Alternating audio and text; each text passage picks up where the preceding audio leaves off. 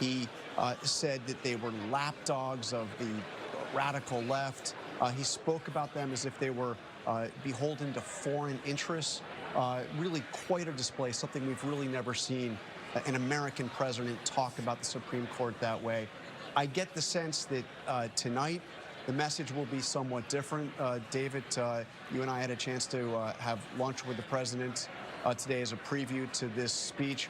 My sense coming out of that is that he wants this to be a celebration of America's 250th anniversary, to talk about what he sees as the accomplishments of his administration, and I think will pull some of those punches tonight. The doors are now open in the chamber. John, thanks so much.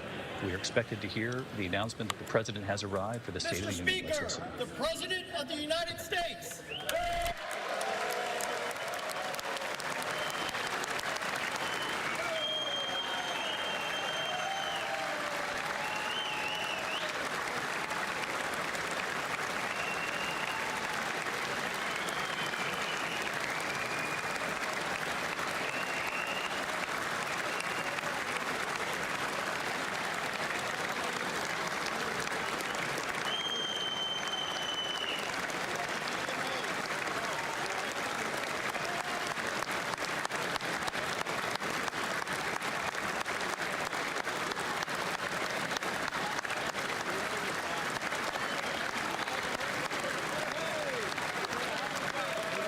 The president has entered the chamber. He knows this moment is a pivotal moment for him.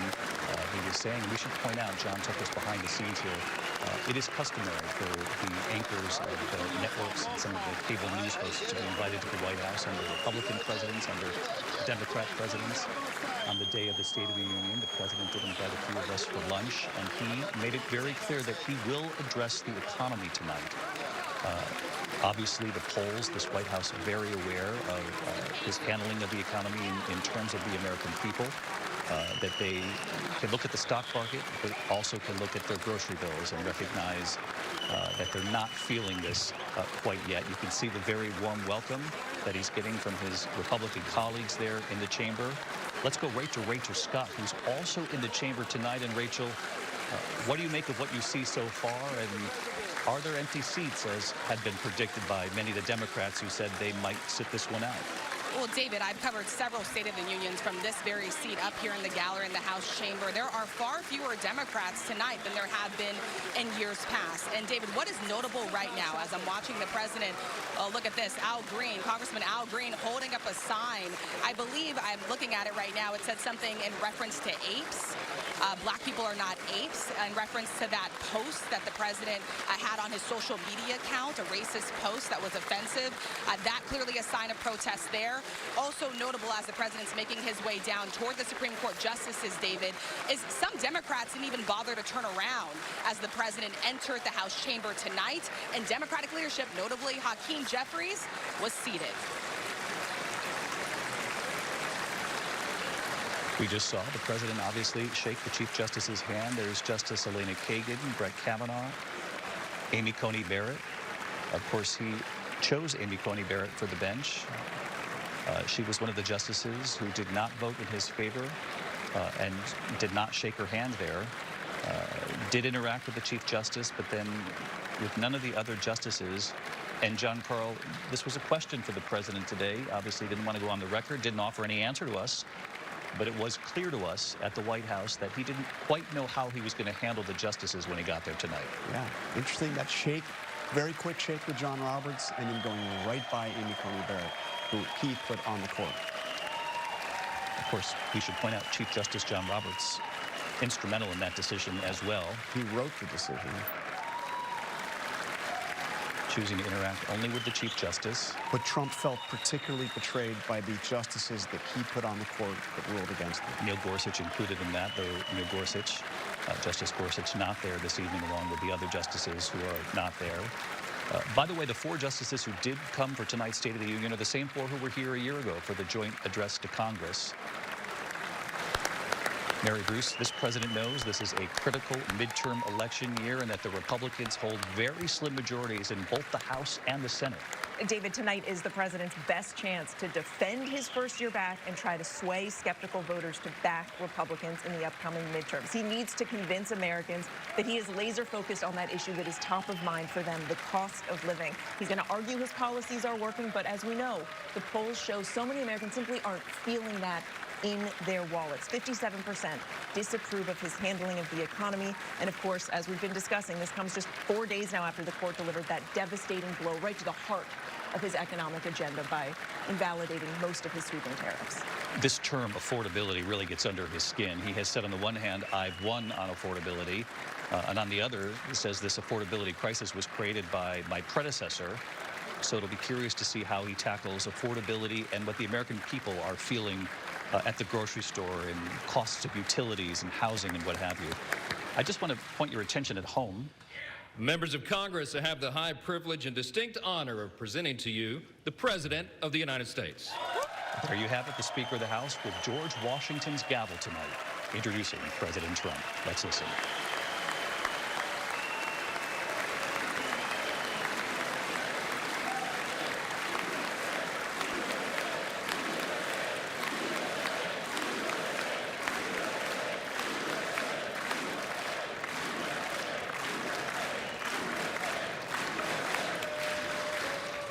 Well, thank you very much, everybody. It's really an honor.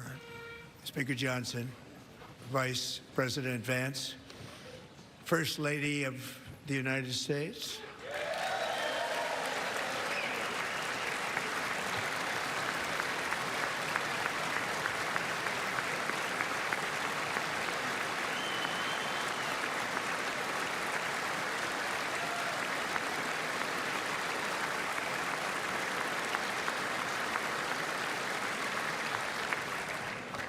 Second Lady of the United States.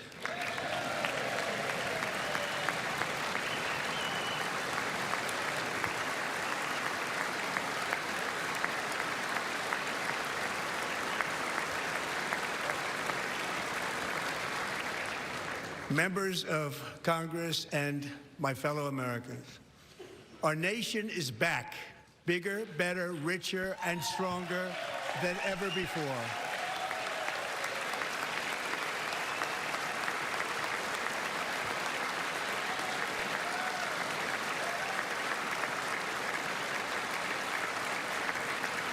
Less than 5 months from now, our country will celebrate an epic milestone in American history, the 250th anniversary of our glorious American independence. This July 4th, we will mark 2.5 centuries of liberty and triumph, progress and freedom in the most incredible and exceptional nation ever to exist on the face of the earth. And you've seen nothing yet. We're going to do better and better and better. This is the golden age of America.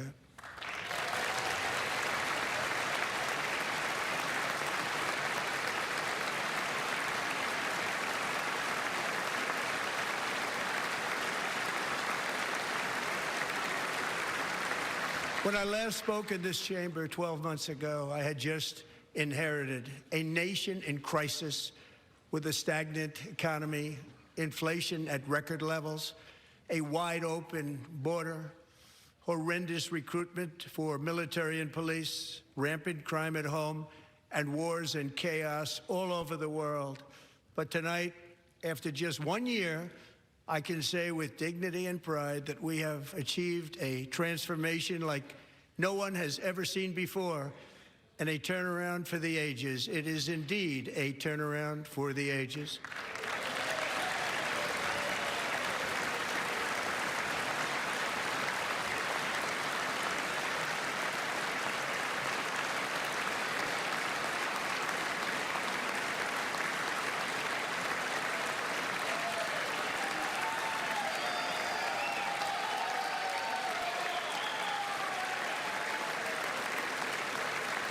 And we will never go back to where we were just a very short time ago. We're not going back.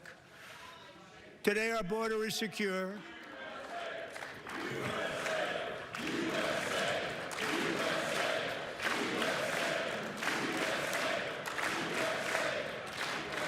Thank you.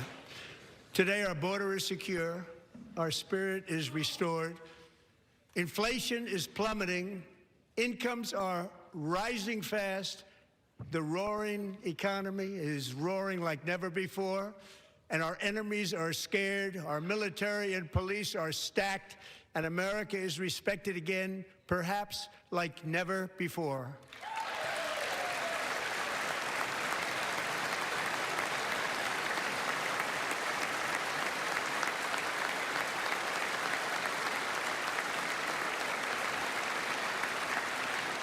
After 4 years in which millions and millions of illegal aliens poured across our borders, totally unvetted and unchecked, we now have the strongest and most secure border in American history by far.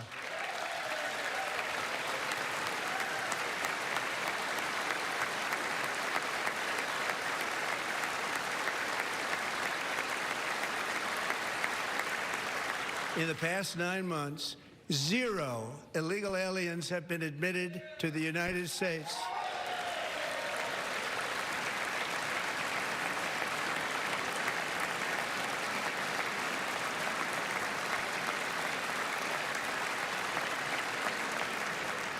But we will always allow people to come in legally, people that will love our country and will work hard to maintain our country.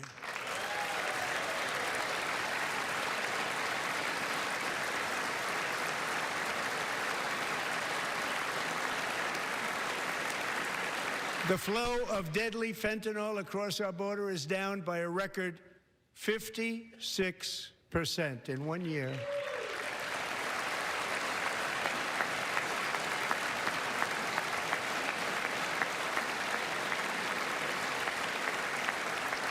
And last year, the murder rate saw its single largest decline in recorded history. This is the biggest decline, think of it, in recorded history, the lowest number in over 125 years, year 1900. In fact, substantially before my wonderful father, I had a wonderful father, Fred, before he was born, substantially before he was born. That's a long time ago.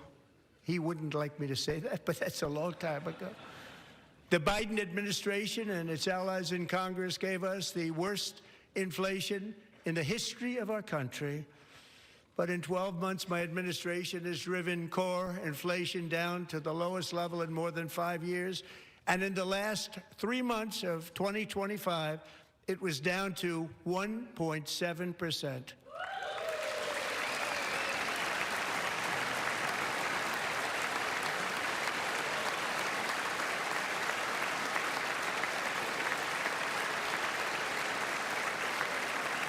Gasoline, which reached a peak of over $6 a gallon in some states under my predecessor, it was quite honestly a disaster, is now below $2.30 a gallon in most states, and in some places, $1.99 a gallon. And when I visited the great state of Iowa just a few weeks ago, I even saw $1.85 a gallon for gasoline.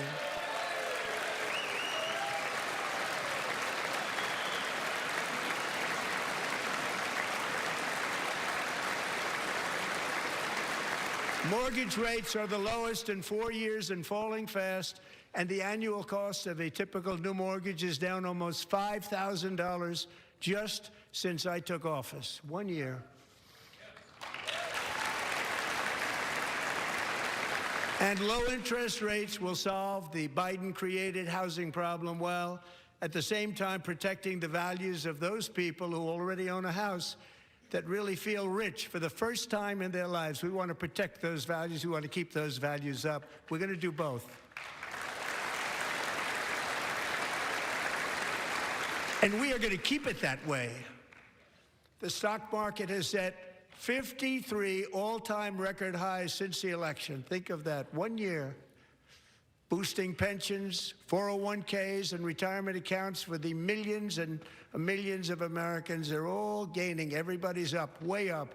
In 4 long years, the last administration got less than $1 trillion in new investment in the United States. And when I say less, substantially less. In 12 months, I secured commitments for more than $18 trillion pouring in from all over the globe.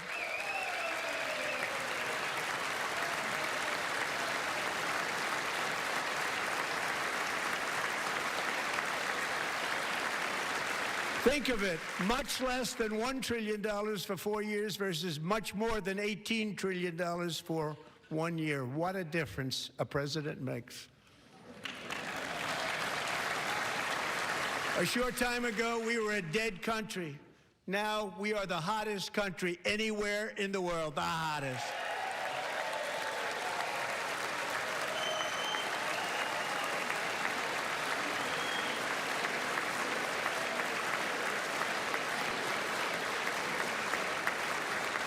As thousands of new businesses are forming and factories, plants, and laboratories are being built, we have added 70,000 new construction jobs in just a very short period of time. It's getting bigger and bigger and stronger. Nobody can believe what they're watching.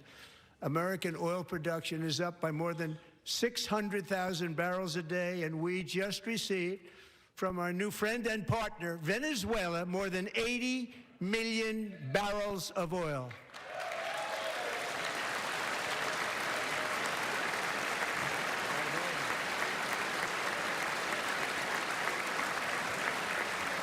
American natural gas production is at an all-time high because I kept my promise to drill, baby, drill.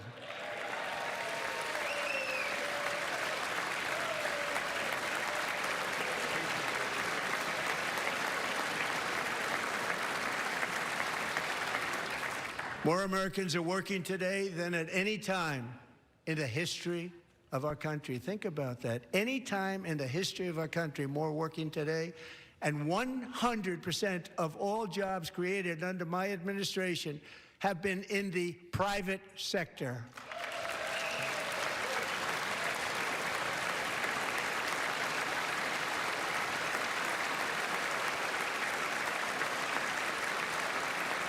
We ended DEI in America.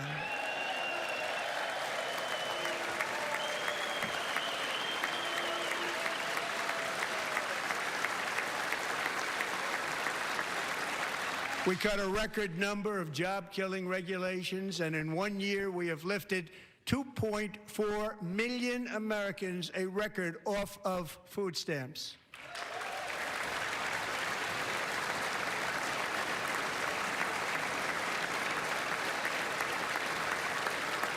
And for all of these reasons, I say tonight, members of Congress, the state of our union is strong.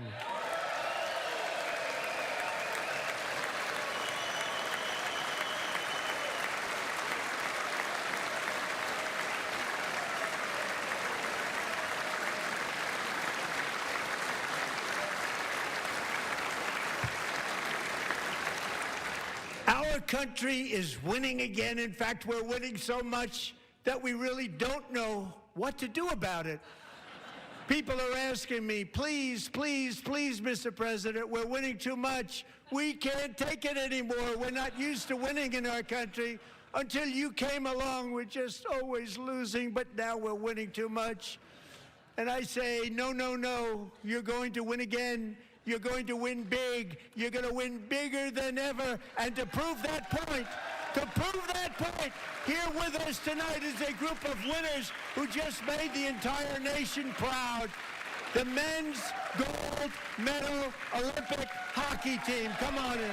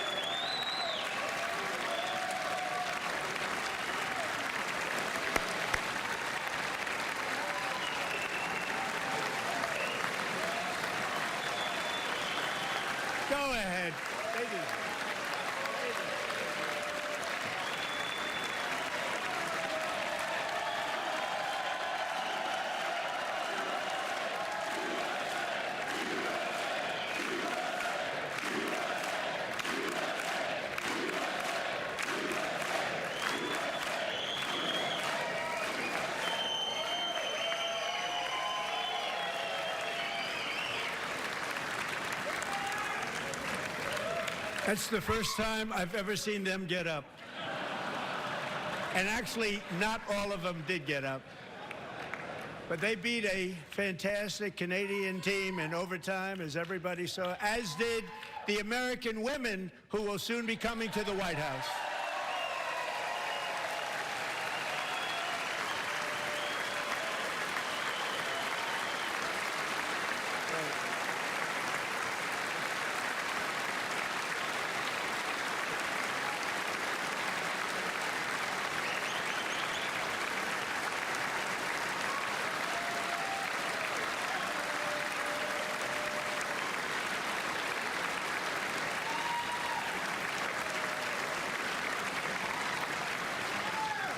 They were in the Oval Office before, and I just want to say a second very big congratulations to Team USA. But I have to say that, and I told them this, and we took a vote of the team. I said, anybody votes no, I'm not doing it.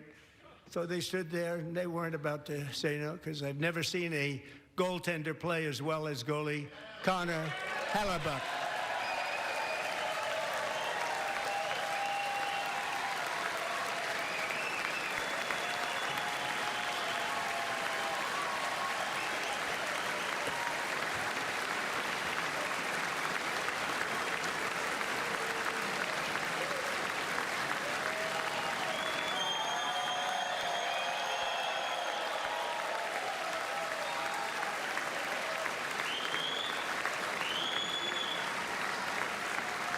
Think of it, 46 shots on goal, and I asked him, the one shot, the one where you put your stick in the back and it hit the neck of your stick and bounced off, do you practice that, or was that a little lucky? He refused to answer that question. But I just want to tell you that the members of this great hockey squad will be very happy to hear, based on their vote and my vote, and in this case my vote was more important, that I will soon be presenting Connor with our highest civilian honor, which we will be given and which has been given to many athletes over the years. But when I say many, not too many, like 12, it's called the highest civilian honor in our country, the Presidential Medal of Freedom.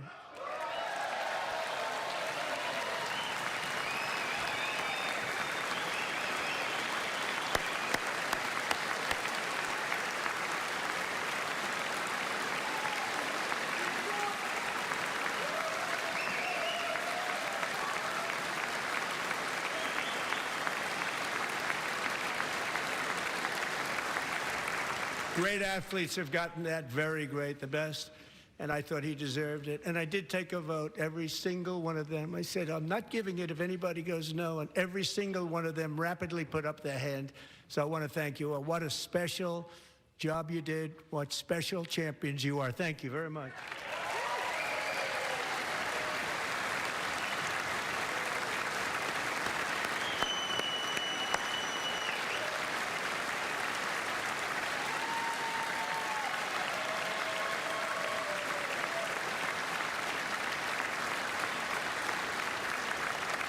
I'm also pleased to say that the next time the Olympic torch is lit, it will be here in America for the 2028 Olympics, and it's the summer version right in Los Angeles. We're going to do a good job in Los Angeles.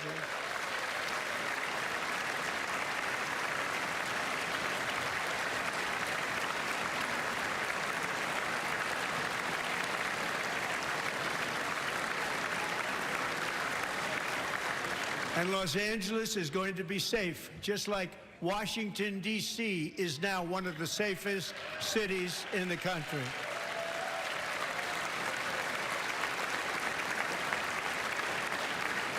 And this year, and I must say I got them both. I got them in my first term, and I was disappointed because I didn't think I'd be the president when this happened. But strange things took place. And now I've got them because I got the Olympics and I got the 2026 FIFA World Cup, and I wanted to claim the 250th, but I didn't get away with that one. I couldn't claim that one for myself. But we're getting the World Cup, so we have the World Cup and the Olympics coming, and that is exciting news.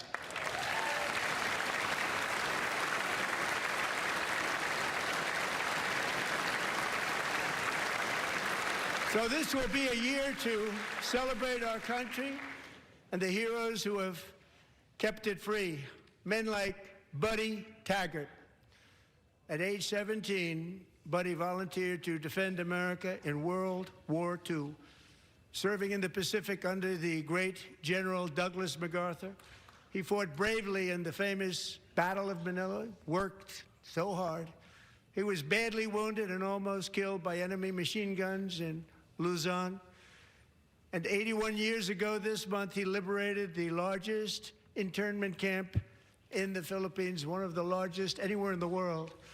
But he earned many honors, including a Purple Heart and a Bronze Star, came home, started a family, and tonight he is in the gallery looking forward to July 4th, 2026, his 100th birthday.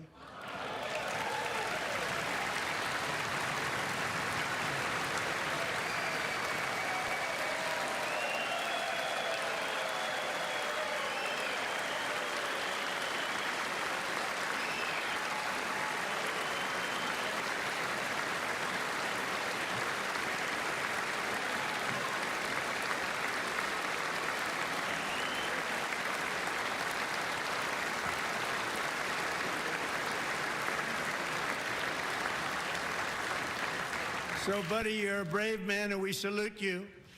Even in times of challenge, setback, and immense heartache, the spirit of 1776 has always shone through very brightly. It was July 4th of last year when floodwaters tore through a girls' summer camp in Central Texas, one of the worst things I've ever seen. I was there, rising 26 feet in the matter of minutes, tragically claiming many, many lives. You all remember that one? As the waters threatened to sweep her away, 11-year-old Millie Kate McClelland closed her eyes and prayed to God. She thought she was going to die. Those prayers were answered when Coast Guard rescue swimmer Scott Ruskin descended from a helicopter above. Nobody knew where he came from. It was Scott's first ever rescue mission, a young guy, but very brave, very, very top, always top in his class. And he lifted not just Millie Kate, but 164 others to safety.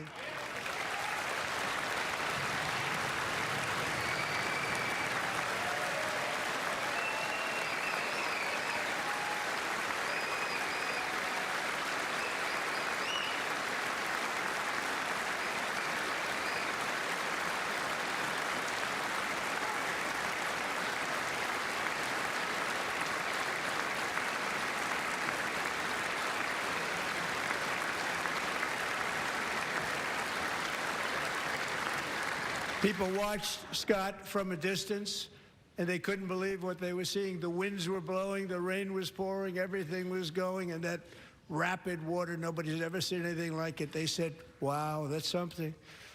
Tonight, Scott and Millie Kate are here together, reunited for the very first time. Thank you, Scott, Millie Kate.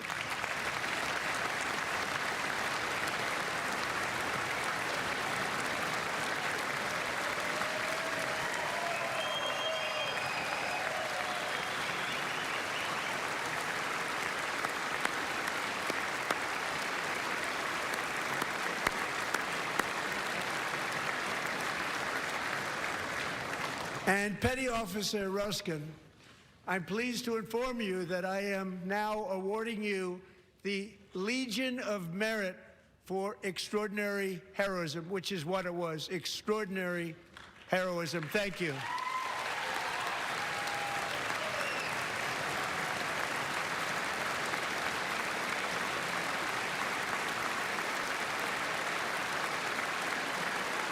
And I'd like to have the military aide to please come down and take care of the service. Military aide, thank you very much. Take care of that very important service. Thank you very much. From 1776 to today, every generation of Americans has stepped forward to defend life, liberty, and the pursuit of happiness. And they're really doing it for the next generation. But now it's our turn. Together we're building a nation where every child has the chance to reach higher and go further, where government answers to the people, not the powerful, and where the interests of hardworking American citizens are always our first and ultimate concern. That is the debt we owe to the heroes who came before us, and that is the promise we must keep to America for our 250th year. Last year, I urged this Congress to begin the mission by passing the largest tax cuts in American history, and our Republican majorities delivered so beautifully. Thank you, Republicans.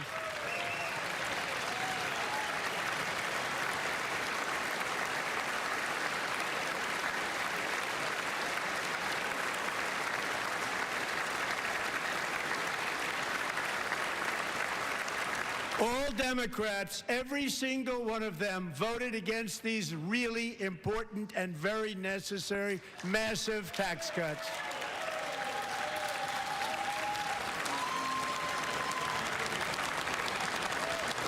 They wanted large-scale tax increases to hurt the people instead. But we held strong, and with the great, big, beautiful bill, we gave you no tax on tips, no tax on overtime, and no tax on Social Security for our great seniors.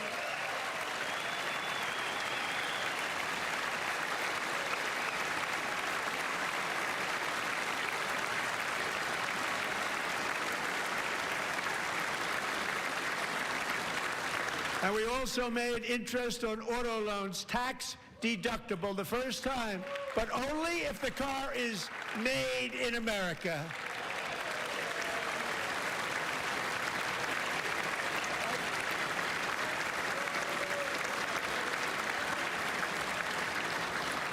Recently in Pennsylvania, I met Megan Hemhauser, a devoted mom who's homeschools her children, beautiful, 2 children, during the day while waiting tables at night as her husband works overtime operating very heavy equipment. Megan is here this evening, and she's happy to tell you that she is so much richer because with no tax on tips, no tax on overtime, and her expanded child tax credit done again by Republicans, Megan and her husband will take home more than $5,000 extra just for the year, cutting her tax bill in more than half.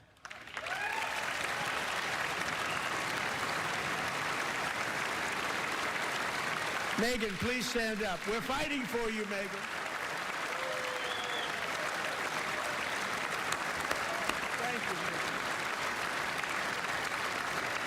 Thank you, Megan. Thank you, Megan.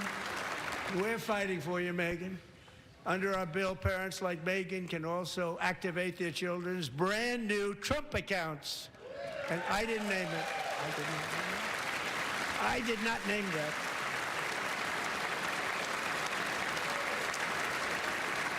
Nobody believes me, but I did not name it. It was named by a very tall man sitting right there in the third row.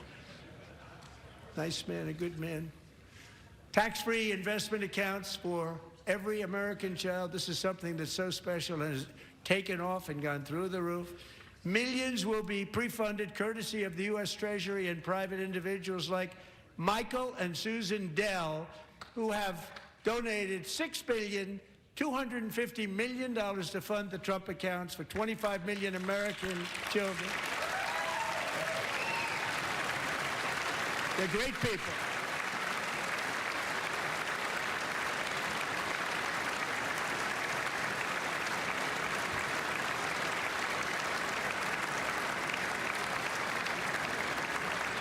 When I asked Michael Dell, how do you make all that money? He said, well, I just sat on my dorm in school, and I made computers, and I'd sell them to people, and I just kept selling and selling and selling, and pretty amazing story. That's called the American dream. He sold a lot of computers, a lot of those laptops, so I congratulate him on that, but I really thank him and Susan, as well as others like Brad Gerstner, a very tremendous guy. He was behind it right from the beginning. Brad Gerstner. Thank you, Brad.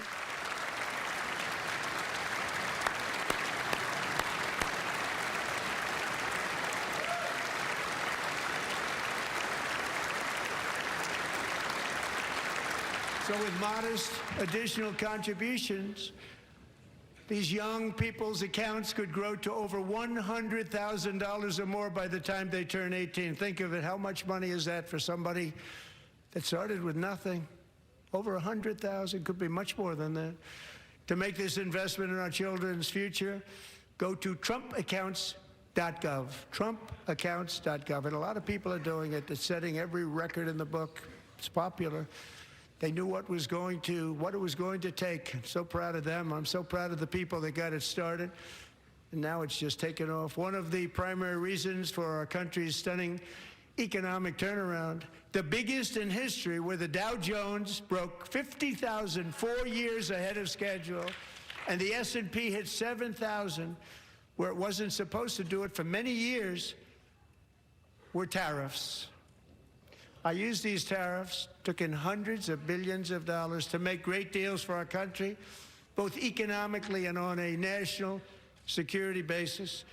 Everything was working well. Countries that were ripping us off for decades are now paying us hundreds of billions of dollars. They were ripping us so badly, you all know that. Everybody knows it. Even the Democrats know it. They just don't want to say it. And yet these countries are now happy, and so are we. We made deals. The deals are all done. And they're happy. They're not making money like they used to, but we're making a lot of money. There was no inflation, tremendous growth, and the big story was how Donald Trump called the economy correctly, and 22 Nobel Prize winners in economics didn't. They got it totally wrong. They got it really wrong. And then just 4 days ago, an unfortunate ruling from the United States Supreme Court. It just came down. It came down. Very unfortunate ruling. But the good news is that almost all countries and corporations want to keep the deal that they already made, right, Scott? Knowing that the legal power that I, as president, have to make a new deal could be far worse for them, and therefore they will continue to work along the same successful path that we had negotiated before the Supreme Court's unfortunate involvement. So despite the disappointing ruling, these powerful, country-saving, it's saving our country, the kind of money we're taking in, peace-protecting. Many of the wars I settled was because of the threat of tariffs. I wouldn't have been able to settle them without. Will remain in place under fully approved and tested alternative legal statutes. And they have been tested for a long time. They're a little more complex, but they're actually probably better, leading to a solution that will be even stronger than before. Congressional action will not be necessary. It's already time-tested and approved. And as time goes by, I believe the tariffs paid for by foreign countries will, like in the past, substantially replace the modern-day system of income tax, taking a great financial burden off the people that I love.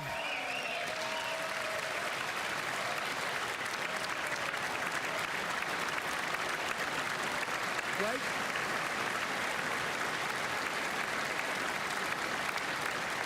Moving forward, factories, jobs, investment, and trillions of dollars will continue pouring into the United States of America because we finally have a president who puts America first. I put America first. I love America.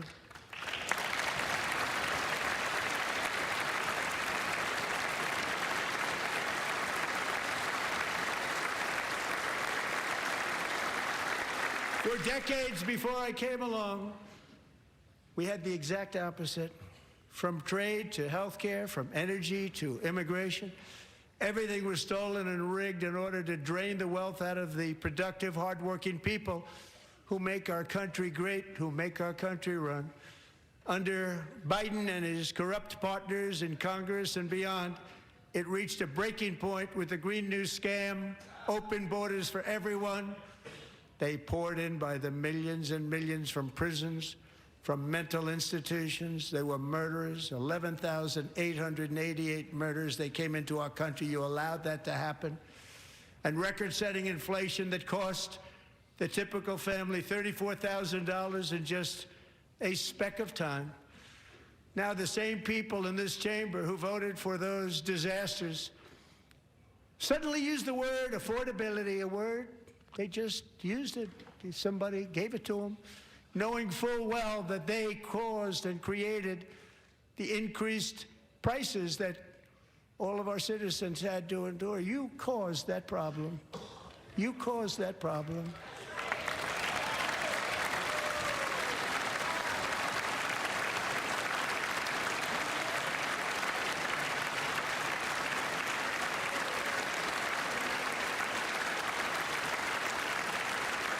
They knew their statements were a lie. They knew it. They knew their statements were a dirty, rotten lie. Their policies created the high prices. Our policies are rapidly ending them. We are doing really well. Those prices are plummeting downward.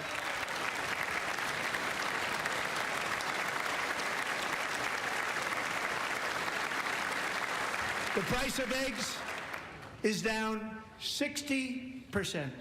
Madam Secretary, thank you. The cost of chicken, butter, fruit, hotels, automobiles, rent is lower today than when I took office by a lot. And even beef, which was very high, is starting to come down significantly. Just hold on a little while. We're getting it down. And soon you will see numbers that few people would think were possible to achieve just a short time ago. Nobody can believe when they see the kind of numbers, and especially energy, when they see energy going down to numbers like that, they cannot believe it. It's like another big tax cut. I'm also confronting one of the biggest ripoffs of our times, the crushing cost of health care caused by you. Since the passage of the Unaffordable Care Act, sometimes referred to as Obamacare, big insurance companies have gotten rich. It was meant for the insurance companies, not for the people. With our government giving them hundreds and hundreds of billions of dollars a year as their stock prices soared 1,000, 1,200, 1,400, and even 1,700%, like nothing else. That's why I introduced the great health care plan. I want to stop all payments to big insurance companies and instead give that money directly to the people so they can buy their own health care, which will be better health care at a much lower cost.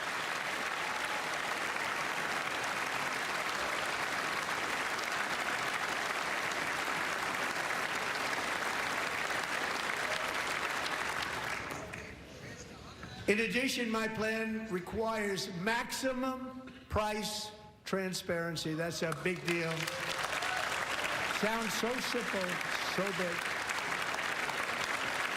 And I did that in my first term, and the Democrats immediately terminated it with full knowledge that they were doing a very bad thing for the people. Costs were going to go way up, and that's what happened, and now I'm bringing them way down on health care and everything else. I'm also ending the wildly inflated cost of prescription drugs like has never happened before.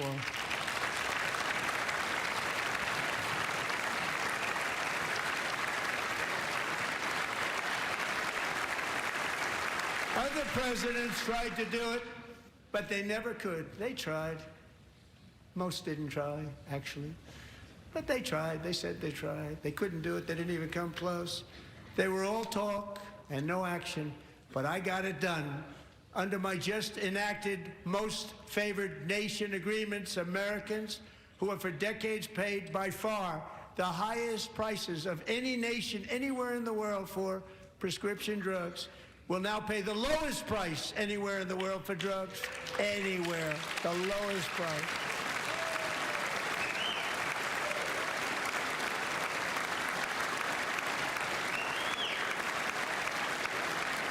So in my first year of the second term, should be my third term, but strange things happen. I took prescription drugs, a very big part of health care, from the highest price in the entire world to the lowest. That's a big achievement. The result is price differences of 300, 400, 500, 600% and more. All available right now at a new website called TrumpRx.gov. And I didn't name that one either, by the way.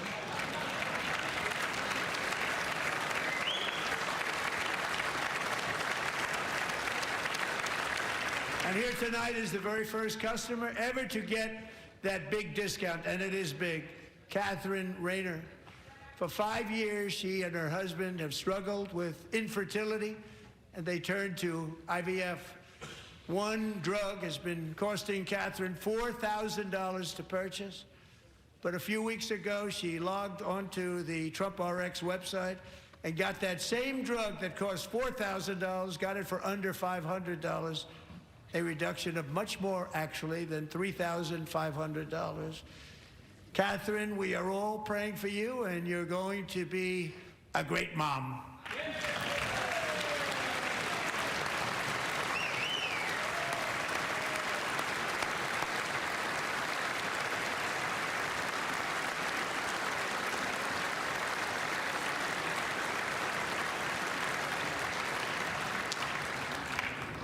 So now I'm calling on Congress to codify my most favored nation program into law. Now, the one thing I'm not sure it matters, because it's going to be very hard for somebody that comes along after me to say, let's raise drug prices by 700 or 800%.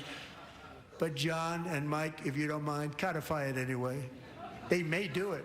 Codify it anyway. Thank you. Many Americans are also concerned that energy demand from AI data centers could unfairly drive up their electric utility bills. Tonight, I'm pleased to announce that I have negotiated the new Ratepayer Protection Pledge. You know what that is? We're telling the major tech companies that they have the obligation to provide for their own power needs. They can build their own power plants as part of their factory, so that no one's prices will go up. And in many cases, prices of electricity will go down for the community, and very substantially down. This is a unique strategy never used in this country before.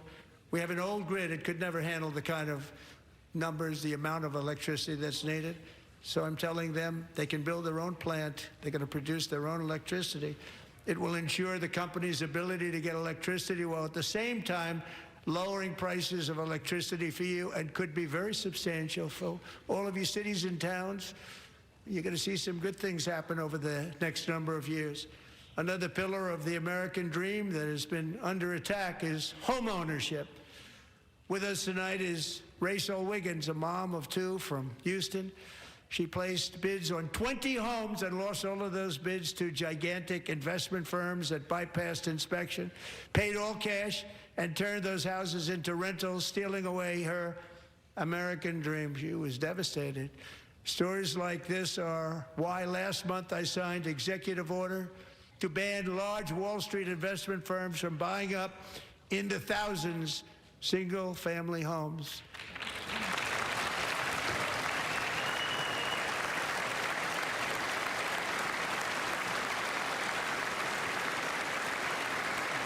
And now I'm asking Congress to make that ban permanent, because homes for people, really, that's what we want. We want homes for people, not for corporations. Corporations are doing just fine. Rachel, thank you very much. Good luck with your home. You'll get one soon.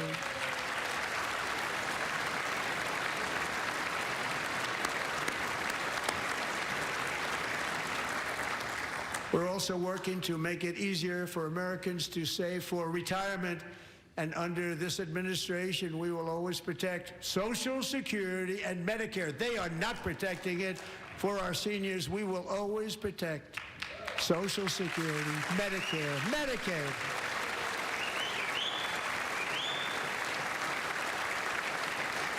Since I took office, the typical 401k balance is up by at least $30,000. That's a lot of money. We have millions and millions of people, because the stock market has done so well, setting all those records. Your 401ks are way up.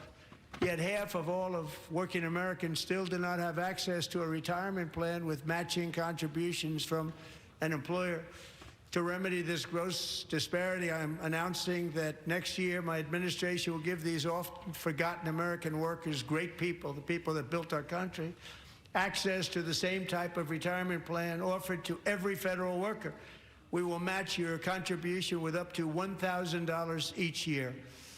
As we ensure that all Americans can profit from a rising stock market, let's also ensure that members of Congress cannot corruptly profit from using insider information.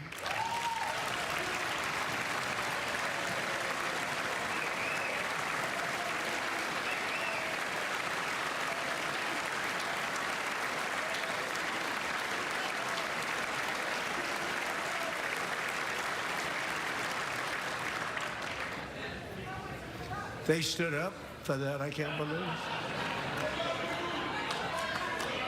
I can't believe it. Did Nancy Pelosi stand up if she's here? Doubt it. Pass the Stop Insider Trading Act without delay.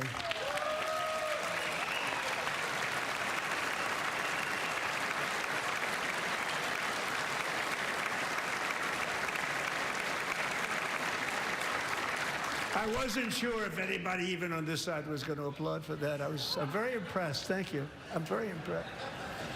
But when it comes to the corruption that is plundering, it's plundering America.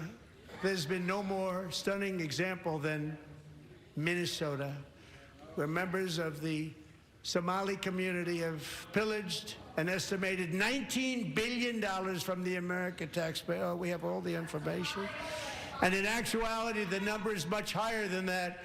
And California, Massachusetts, Maine, and many other states are even worse. This is the kind of corruption that shreds the fabric of a nation, and we are working on it like you wouldn't believe. So tonight, although started 4 months ago, I am officially announcing the war on fraud to be led by our great Vice President, J.D. Vance.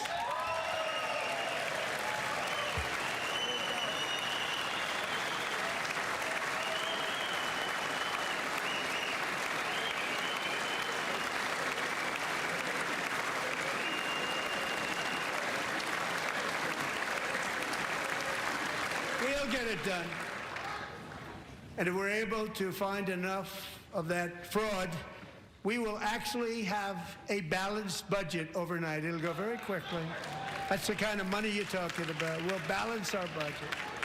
The Somali pirates who ransacked Minnesota remind us that there are large parts of the world where bribery, corruption, and lawlessness are the norm, not the exception. Importing these cultures through unrestricted immigration and open borders brings those problems right here to the USA. And it is the American people who pay the price in higher medical bills, car insurance rates, rent, taxes, and perhaps most importantly, crime. We will take care of this problem. We're going to take care of this problem. We are not playing games. Delilah.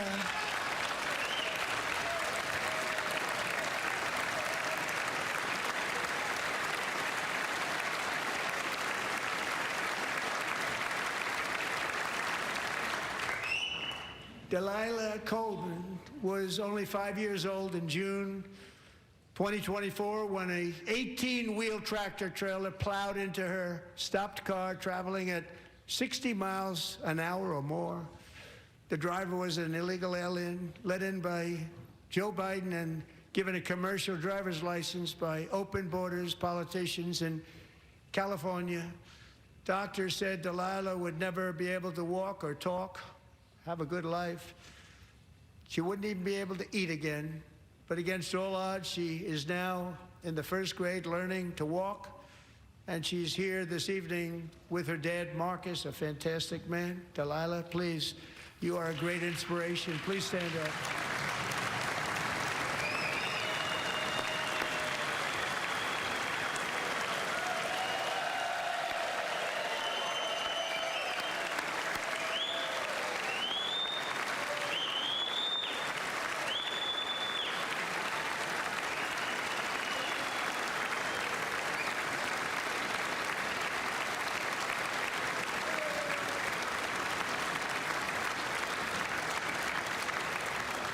Thank you, Delilah. Many, if not most, illegal aliens do not speak English and cannot read even the most basic road signs as to direction, speed, danger, or location. That's why tonight I'm calling on Congress to pass what we will call the Delilah Law, barring any state from granting commercial driver's licenses to illegal aliens.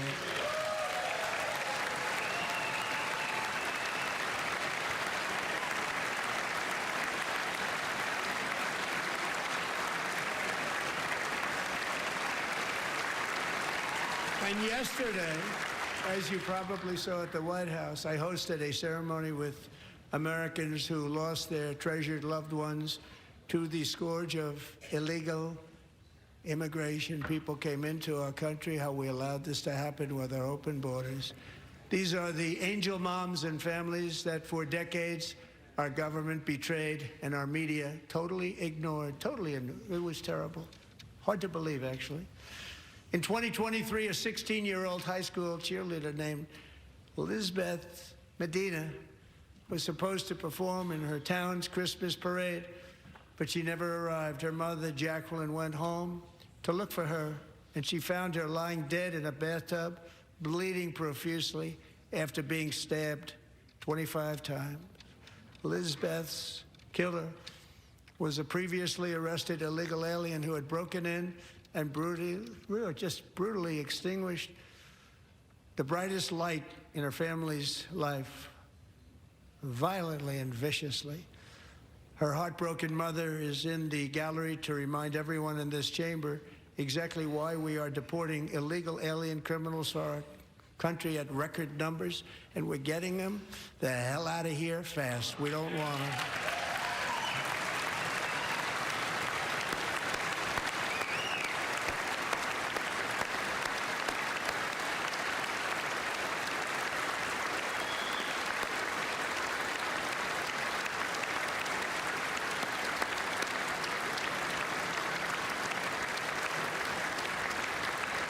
Thank you very much, Jacqueline. Thank you.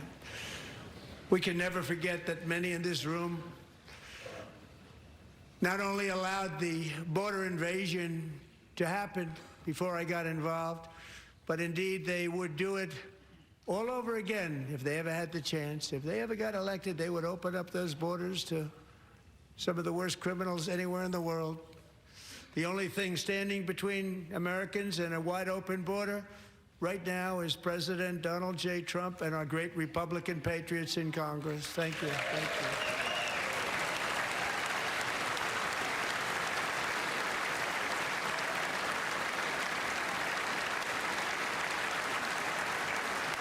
As we speak, Democrats in this chamber have cut off all funding for the Department of Homeland Security. It's all cut off. It's all cut off. They have instituted another Democrat shutdown, the first one costing us 2 points on GDP. 2 points we lost on GDP, which probably made them quite happy, actually. Now they have closed the agency responsible for protecting Americans from terrorists and murderers. Tonight I'm demanding the full and immediate restoration of all funding for the border security, homeland security of the United States, and also for helping people clean up their snow. We have no money because of the Democrats, and it would be nice, we'd love to give you a hand at cleaning it up, but you gave no money. Nobody's getting paid. It's a shame. So you have to think about it. We have, in case you didn't know, a pretty large snowstorm out there. One of the great things about the State of the Union is how it gives Americans the chance to see clearly what their representatives really believe. So tonight I'm inviting every legislator to join with my administration in reaffirming a fundamental principle. If you agree with this statement, then stand up and show your support. The first duty of the American government is to protect American citizens, not illegal aliens.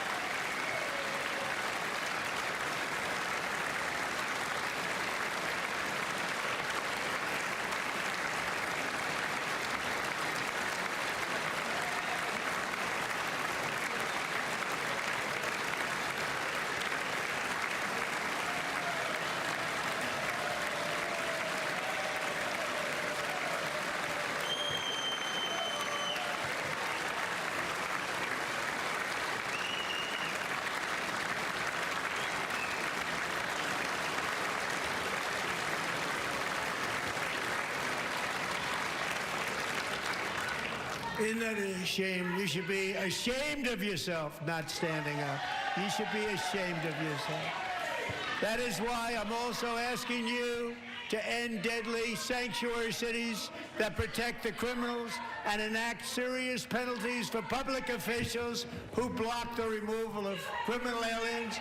In many cases, drug lords, murderers all over our country, they're blocking the removal of these people out of our country, and you should be ashamed of yourself. Yeah.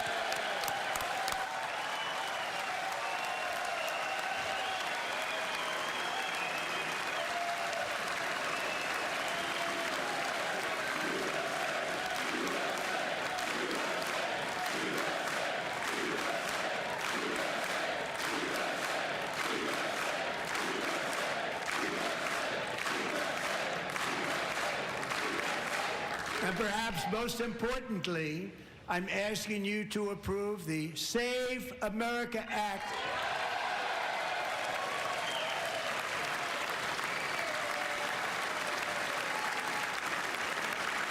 To stop illegal aliens and others who are unpermitted persons from voting in our sacred American elections. That cheating is rampant in our elections. It's rampant. It's very simple. All voters must show voter ID.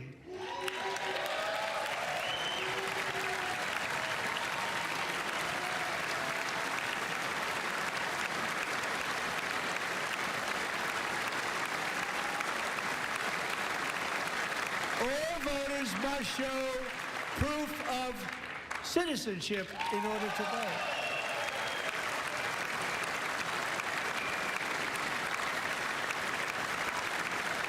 And no more crooked mail-in ballots except for illness, disability, military, or travel. None. And this should be an easy one. And by the way, it's polling at 89%, including Democrats. 89%.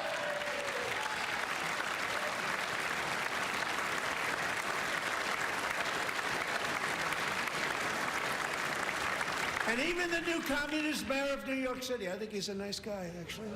Speak to him a lot. Bad policy, but nice guy. Just said they want people to shovel snow. They got hit hard. Wants them to shovel snow, but if you apply for that job, you need to show 2 original forms of ID and a Social Security card. Yet they don't want identification for the greatest privilege of them all, voting in America. No, it's no good. No good. Both Republicans and Democrats overwhelmingly agree on the policy that we just enunciated. And Congress should unite and enact this common sense, country-saving legislation right now, and it should be before anything else happens.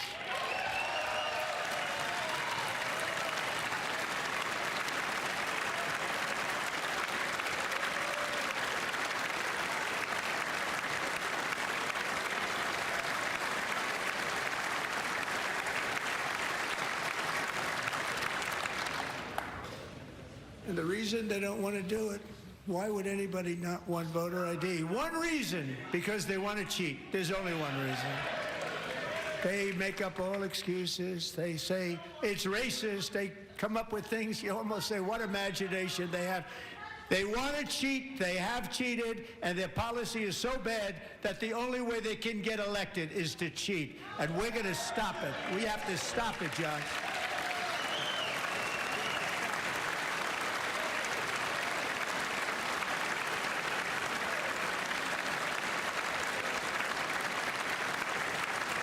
And here is one more opportunity to show common sense in government. In the gallery tonight are Sage Blair and her mother, Michelle. In 2021, Sage was 14 when school officials in Virginia sought to socially transition her to a new gender, treating her as a boy and hiding it from her parents. Hard to believe, isn't it?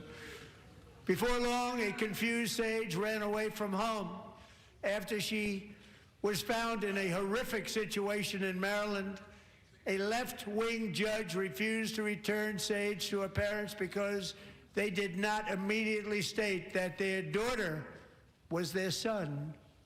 Sage was thrown into an all-boys state home and suffered terribly for a long time.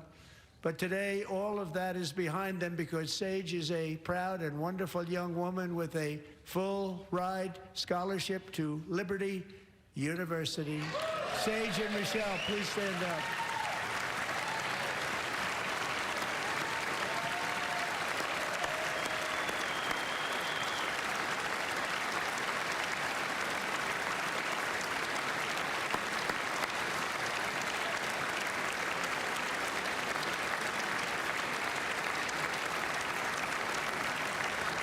And thank you for your great bravery. And who can believe that we're even speaking about things like this?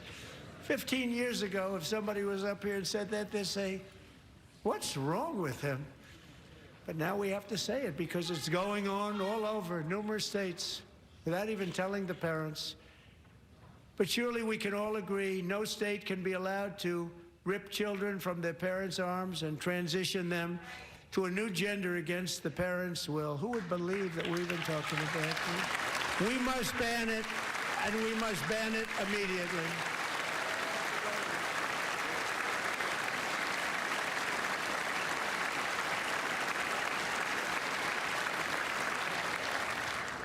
Look, nobody stands up. These people are crazy, I'm telling you. They're crazy.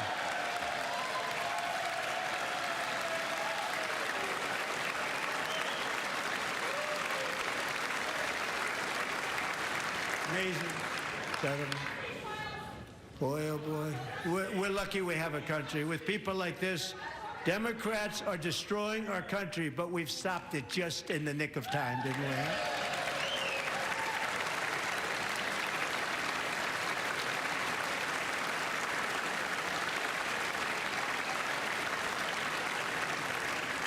No one cares more about protecting America's youth than our wonderful First Lady, now a movie star. She's a movie star. Can you believe it?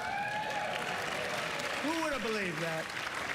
Over the past year, she has had an incredible impact championing AI legislation, advancing a landmark executive order on foster care, and helping secure $30 million to launch the Melania Trump Foster Youth to Independence Initiative. It's a tremendous, really a tremendous thing that happened and had a lot of bipartisan support. She gets much better bipartisan support than I do. I get none. She gets a lot. Someday you're going to have to tell me how you did that. And students and educators in every state have joined the First Lady's efforts in the presidential AI challenge, keeping America's next generation positioned to succeed and strongly succeed in the future. Tonight, we welcome two young people whose lives reflect the First Lady's impact, Sierra Burns and Everest Nevermont. Thank you both, and Melania, thank you. I know how hard you worked on it. Thank you very much.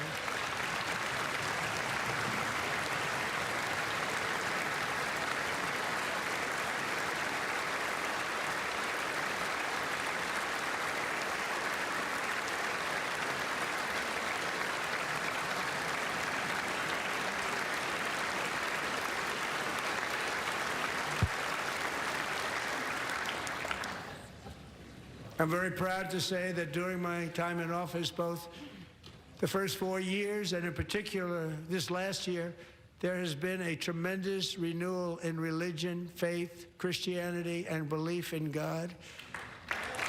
Tremendous renewal.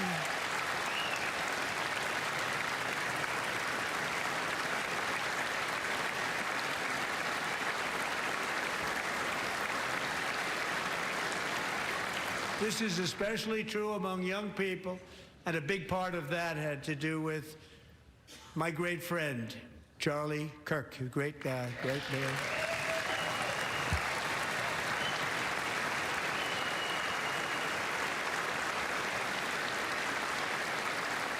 So last year, Charlie was violently murdered by an assassin and martyred, really martyred for his beliefs. His wonderful wife, Erica, is with us tonight. Erica, please stand.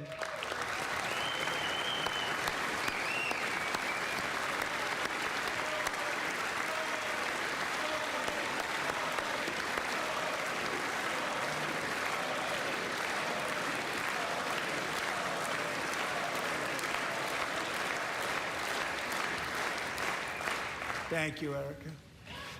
Been through a lot.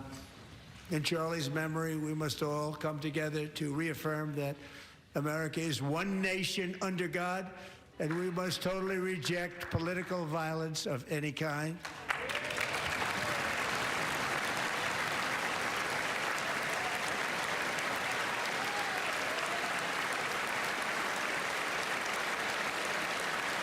We love religion, and we love bringing it back, and it's coming back at levels that nobody actually thought possible. It's really a beautiful thing to see.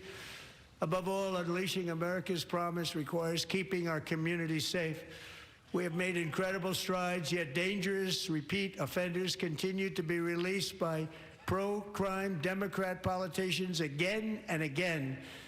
We are honored to be joined tonight by a woman who's been through hell, Anya Zarutska.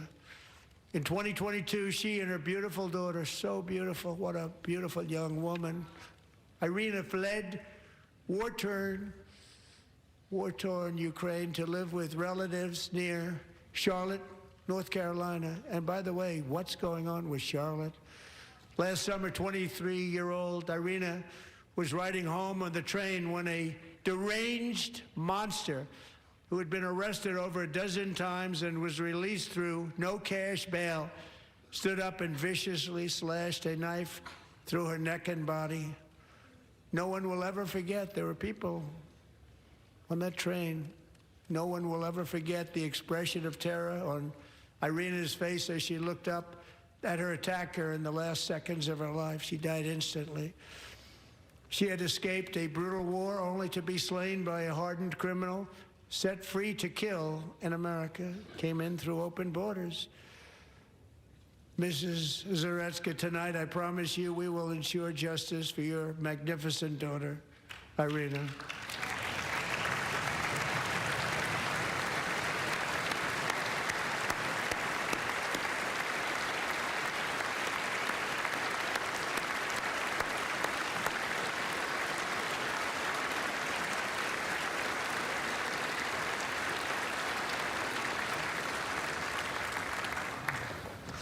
How do you not stand? How do you not stand? I'm asking this Congress to pass tough legislation to ensure that violent and dangerous repeat offenders are put behind bars, and importantly, that they stay there.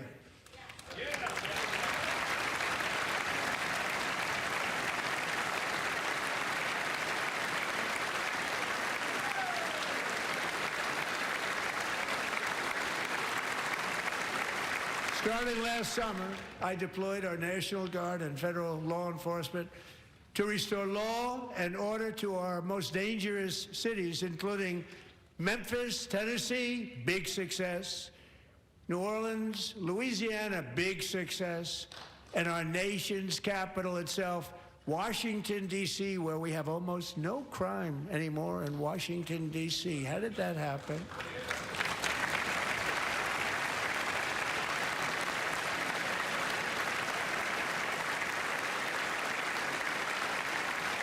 In fact, crime in Washington is now at the lowest level ever recorded, and murders in D.C. this January were down close to 100% from a year ago.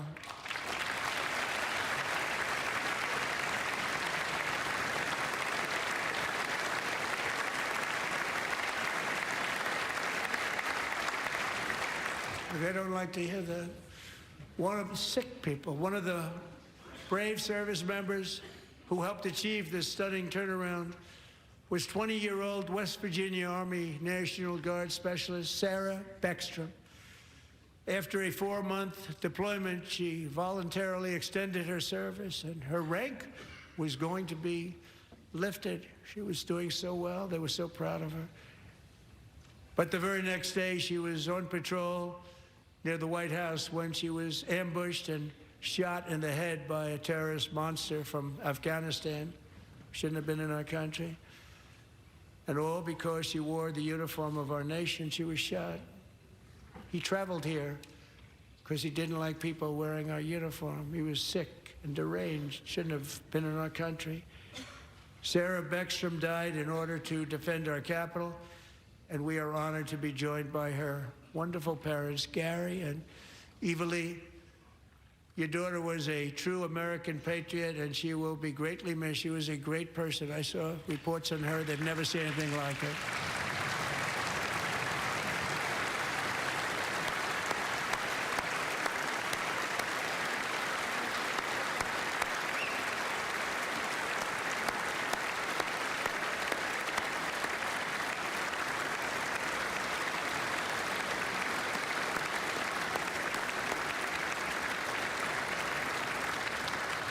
So sorry. Thank you very much. She's a great young lady. I saw reports that were like, perfect. She was perfect. Serving alongside Sarah that day was Staff Sergeant Andrew Wolf. The terrorist shot Andrew in the head, and no one thought he could possibly make it.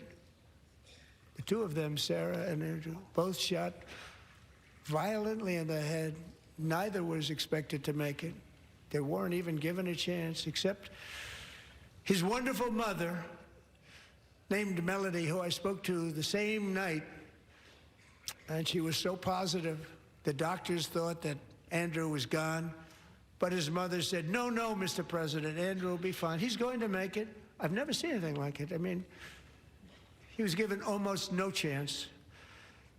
She said, I have no doubt, sir, he's going to be okay. This was a conversation that I had with her that night, with her son laying helplessly in bed, blood all over. Everybody is praying, she said, sir, he will be okay. The doctors didn't understand what she was saying, and after looking at the results of the damage done, neither did I. She was so strong and conclusive that even Andrew's great father felt she didn't really understand the gravity of the situation. But she turned out to be right. Right, Melanie? She turned out to be right.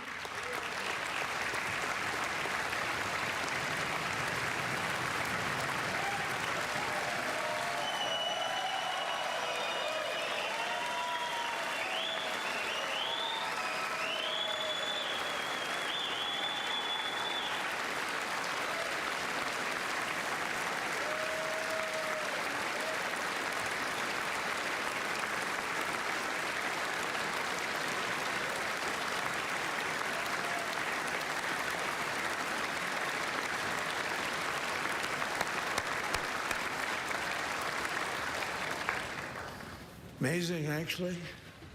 I said, where does this woman come from? She's the most positive person I've ever met. With God's help, Andrew has battled back from the edge of death, and we're talking about the edge of death, on his way to a miraculous recovery. He's got a little work to do, but he's doing great. Nice to see you. He's a good-looking guy. Nice to see you. Thanks, Andrew. Thank you very much.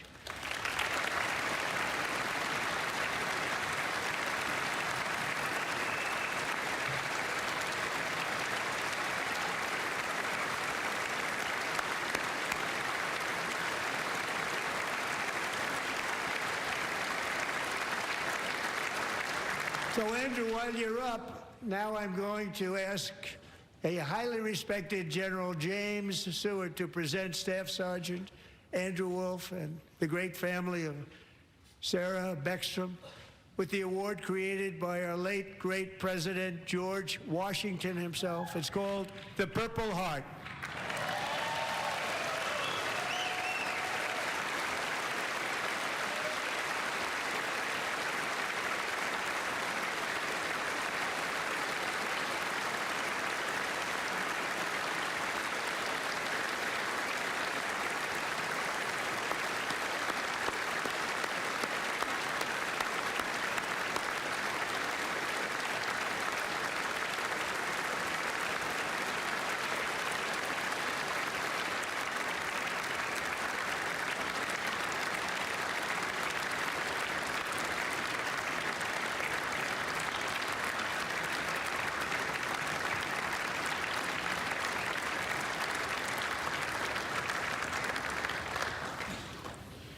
We love you all.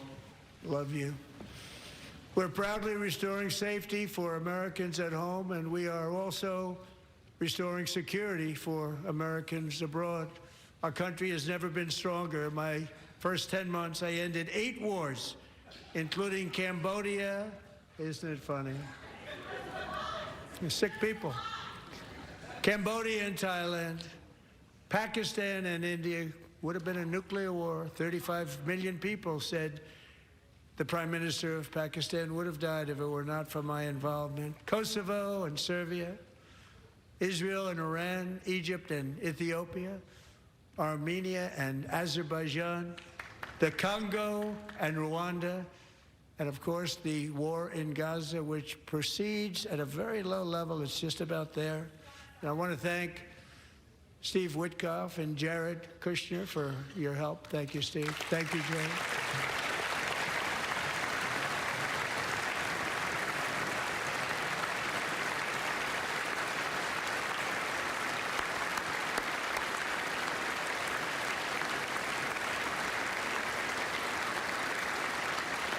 And I also want to thank the man they report to, Secretary of State Marco Rubio. Thank you, Marco.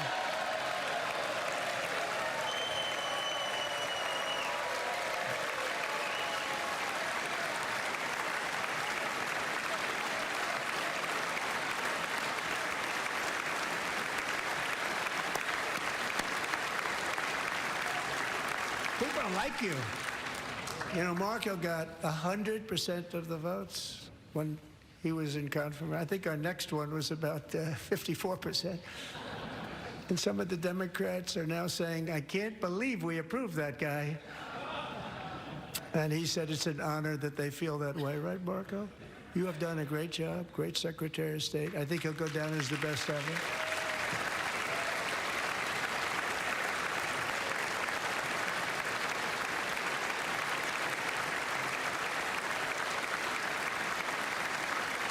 Under the ceasefire I negotiated, every single hostage, both living and dead, has been returned home. Can you believe that?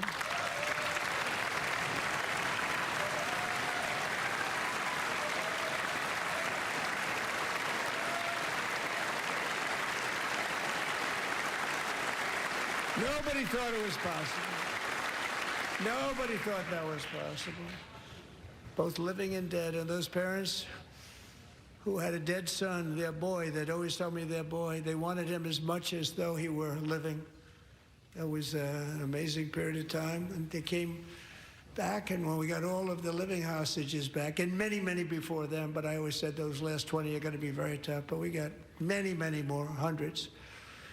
But I said those last 20 are going to be tough. We got them back. But we only got back 14 or 15 of the dead, of the 28. And believe it or not, Hamas worked along with Israel, and they dug, and they dug, and they dug. It's a tough thing to do, going through bodies all over, passing up 100 bodies sometimes for each one that they found. Tough job. And they finally got it back to 27.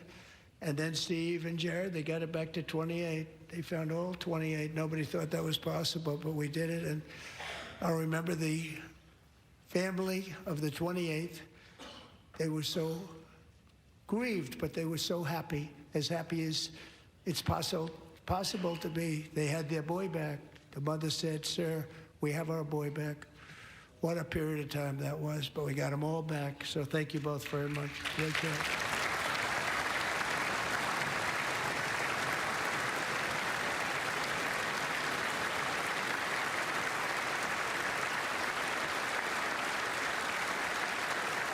And we're working very hard to end the 9th war, the killing and slaughter between Russia and Ukraine, where 25,000 soldiers are dying each and every month. Think of that, 25,000 soldiers are dying a month.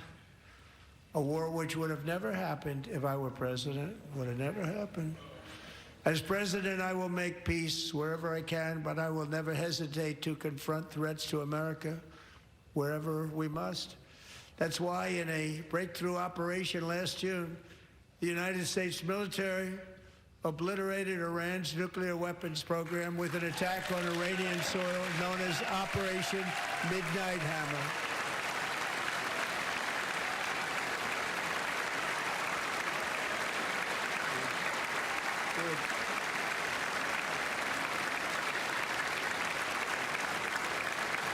For decades, it had been the policy of the United States never to allow Iran to obtain a nuclear weapon.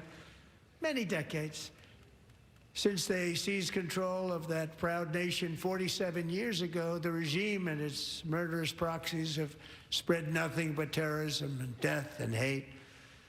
They've killed and maimed thousands of American service members and hundreds of thousands and even millions of people with what's called roadside bombs. They were the kings of the roadside bomb. And we took out Soleimani. I did that during my first term. Had a huge impact. He was the father of the roadside bomb.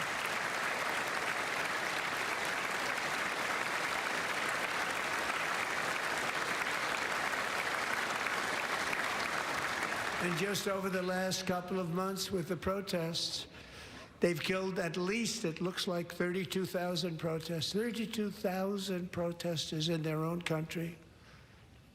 They shot them and hung them. We stopped them from hanging a lot of them with the threat of serious violence. But this is some terrible people. They've already developed missiles that can threaten Europe and our bases overseas, and they're working to build missiles that will soon reach the United States of America. After Midnight Hammer, they were warned to make no future attempts to rebuild their weapons program, and in particular, nuclear weapons. Yet they continue, starting it all over. We wiped it out, and they want to start all over again, and are at this moment again pursuing their sinister ambitions. We are in negotiations with them. They want to make a deal, but we haven't heard those secret words. We will never have a nuclear weapon. My preference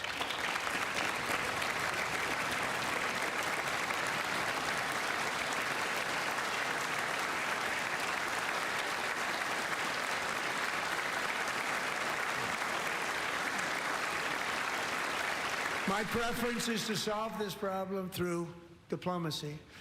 But one thing is certain, I will never allow the world's #1 sponsor of terror, which they are by far, to have a nuclear weapon. Can't let that happen.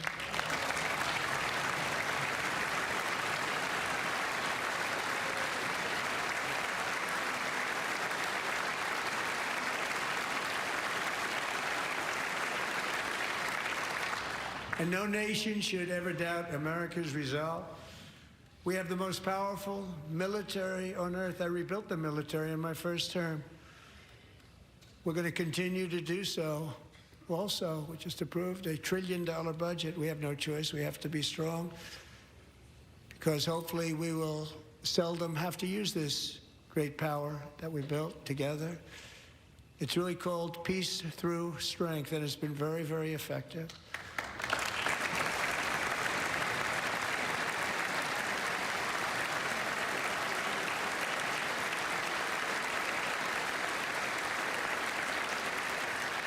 So thanks to Republicans in Congress, we're investing that record number of dollars, have no choice, in the United States Armed Forces. Also creating a lot of jobs, but we're not even doing it for that reason. Because as I said, we have more jobs, more people working today than ever before in the history of our country. And NATO countries are friends and allies. They are. They're our friends and they're our allies. Have just agreed, at my very strong request, to pay 5% of GDP for military defense rather than the 2%, which they weren't paying. We were paying for almost all of NATO. Now they're paying 5 as opposed to not paying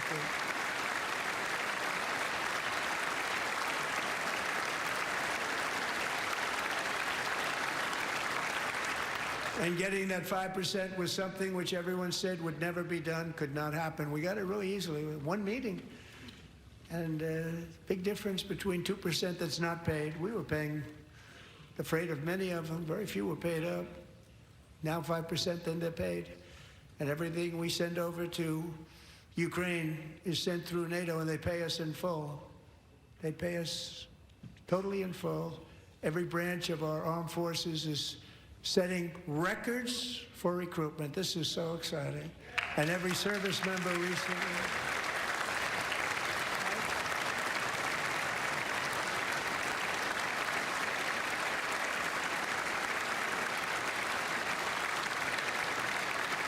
And every service member recently received a warrior dividend of $1,776.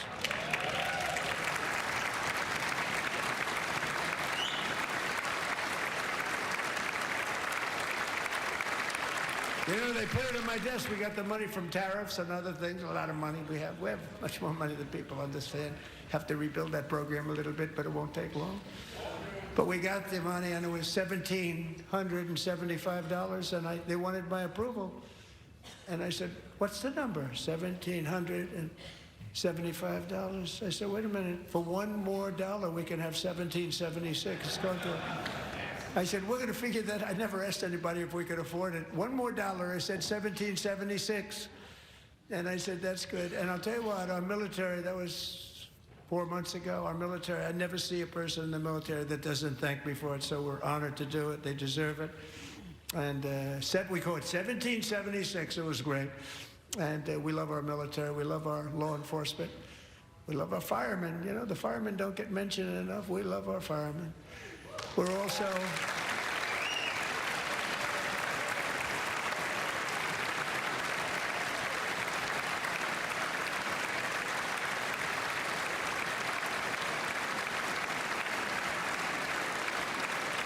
We're also restoring American security and dominance in the Western Hemisphere, acting to secure our national interests and defend our country from violence, drugs, terrorism, and foreign interference. For years, large swaths of territory in our region, including large parts of Mexico, really large parts of Mexico, have been controlled by murderous drug cartels. That's why I designated these cartels as foreign terrorist organizations, and I declared illicit fentanyl as a weapon of mass destruction.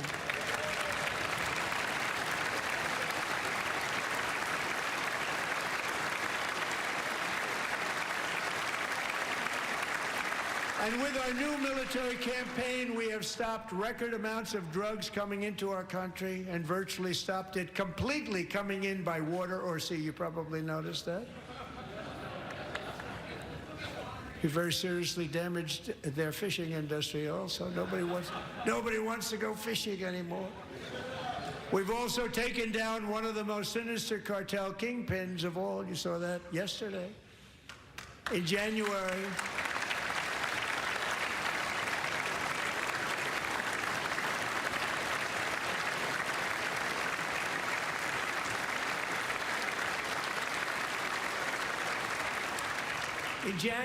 elite American warriors carried out one of the most complex, spectacular feats of military competence and power in world history. No one's seen anything like it. Foreign leaders, I won't tell you who, called me and they said, very impressive, very impressive. They couldn't believe, they all watched. They saw what happened. This is a different fighting force than we had years ago when we fought to tie. You know, it's a great fighting force. I'm so proud of it. Look at Space Force. Space Force is my baby, because we did that. My baby is becoming so important.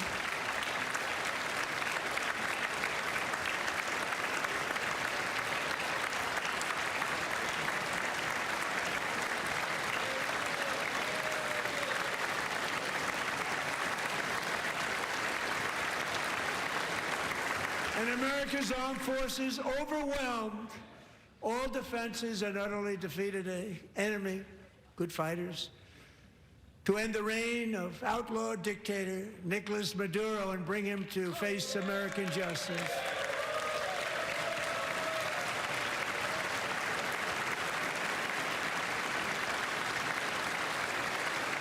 And this was an absolutely colossal victory for the security of the United States, and it also opens up a bright new beginning for the people of Venezuela. We're working closely with the new president of Venezuela, Delcy Rodriguez, to unleash extraordinary economic gains for both of our countries and to bring new hope to those who have suffered so terribly. They really did suffer. With us tonight is Alejandro Gonzalez. She grew up in a tight-knit Venezuelan family and was especially close to her beloved Uncle Enrique. But after Enrique ran for office and opposed Maduro, he was kidnapped by Maduro's security forces and thrown into the regime's really infamous prison in Caracas. Alejandro feared she would never see her uncle again. She feared for her own life also. But since the raid, we have worked with the new leadership, and they have ordered the closure of that vile prison and released hundreds of political prisoners already, with more to come.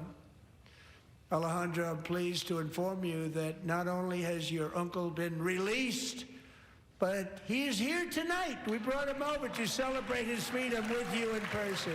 Enrique, please come down.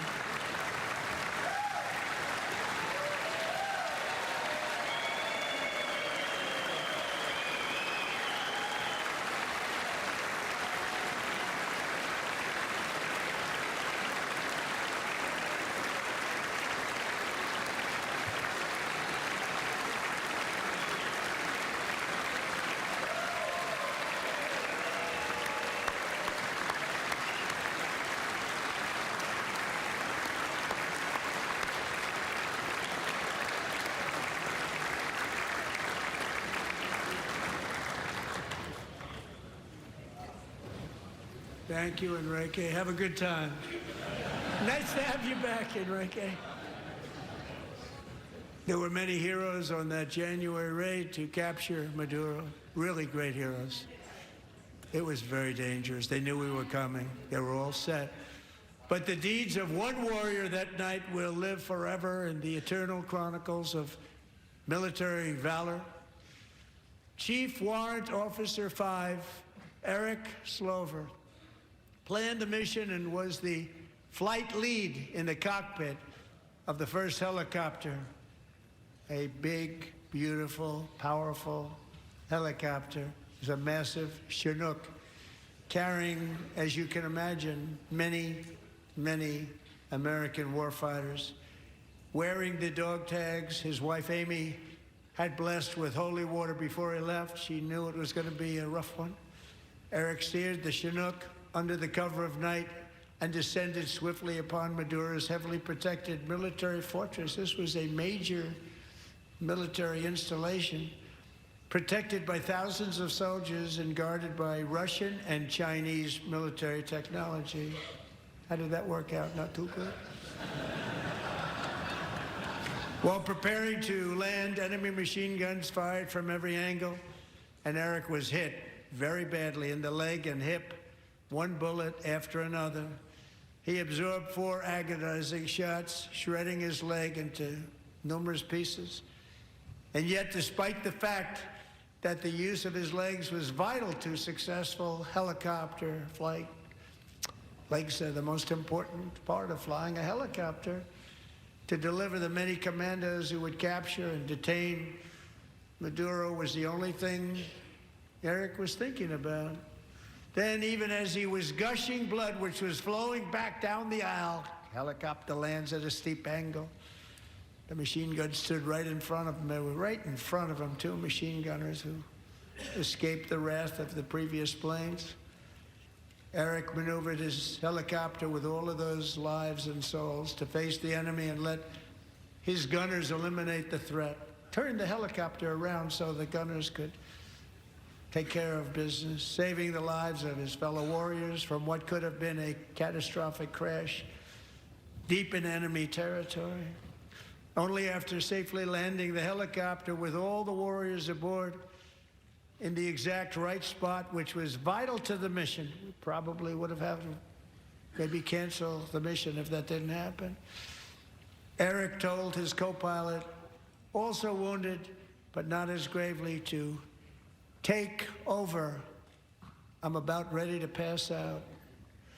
The success of the entire mission and the lives of his fellow warriors hinge on Eric's ability to take the searing pain. It was unbelievable what's happened to his legs of the bullets and keep on flying and landing, and people knew what was happening. Everybody in the back of the helicopter knew because they saw the blood pouring down the aisle.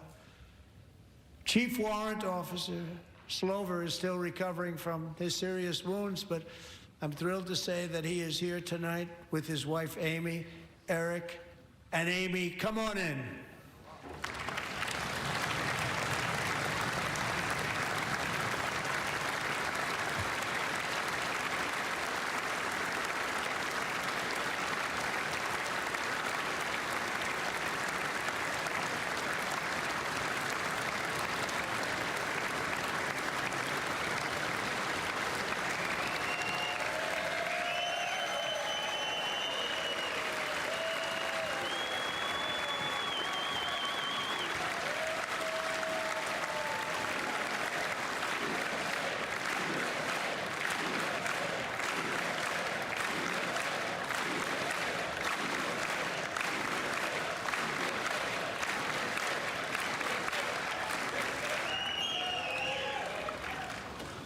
So we have a surprise for Eric and Amy.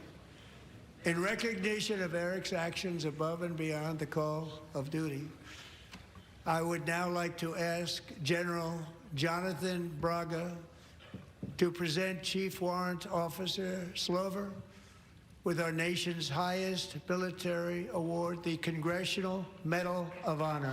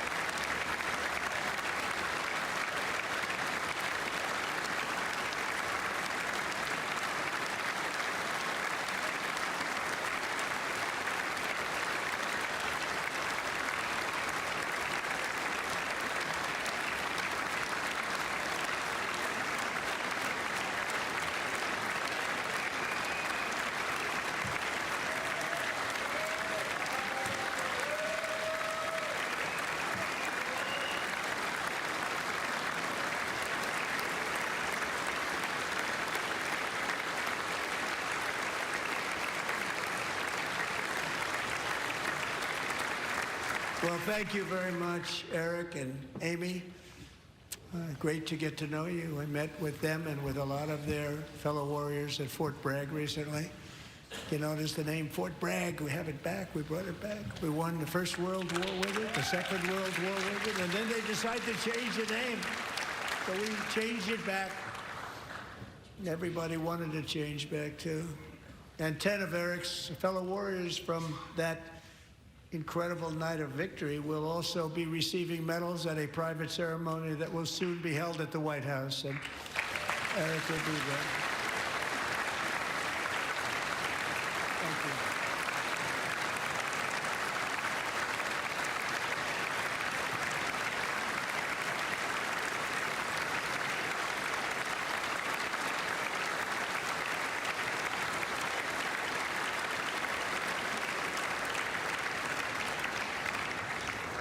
Thank you, Eric. That's a big one. Tonight we've celebrated many truly extraordinary American patriots, but there is one last living legend to honor before we go. He is one more heroic American aviator, Navy fighter pilot. Royce Williams served in World War II, Korea, Vietnam, flying more than 220 missions. In the skies over Korea in 1952, Royce was in the dogfight of a lifetime, legendary dogfight. Flying through blizzard conditions, his squadron was ambushed by 7 Soviet fighter planes. It was his first aerial combat of the war, and despite being massively outnumbered and outgunned, Royce led the takedown of 4 enemy jets and almost destroyed the others, vanquishing his adversaries while taking 263 bullets to his own plane and being seriously hurt. His story was secret for over 50 years. He didn't even want to tell his wife, but the legend grew and grew. But tonight, at 100 years old, this brave Navy captain is finally getting the recognition he deserves. He was a legend long before this evening. Royce, please stand up, and I will ask the First Lady of the United States to present Captain Royce Williams with his Congressional Medal of Honor.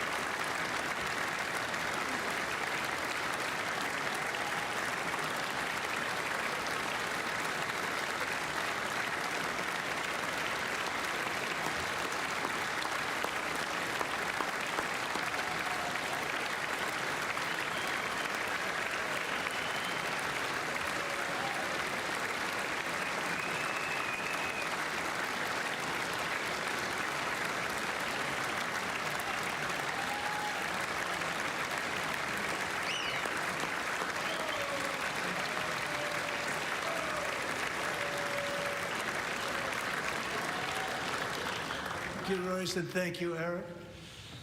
I've always wanted the Congressional Medal of Honor, but I was informed I'm not allowed to give it to myself, and I wouldn't know why I'd be taking it, but if they ever open up that law, I will be there with you someday. But you know, that's our highest honor, Congressional Medal of Honor, and that's a big thing, and it's an honor to be in the same room with you. Thank you both very much, Eric. Thank you.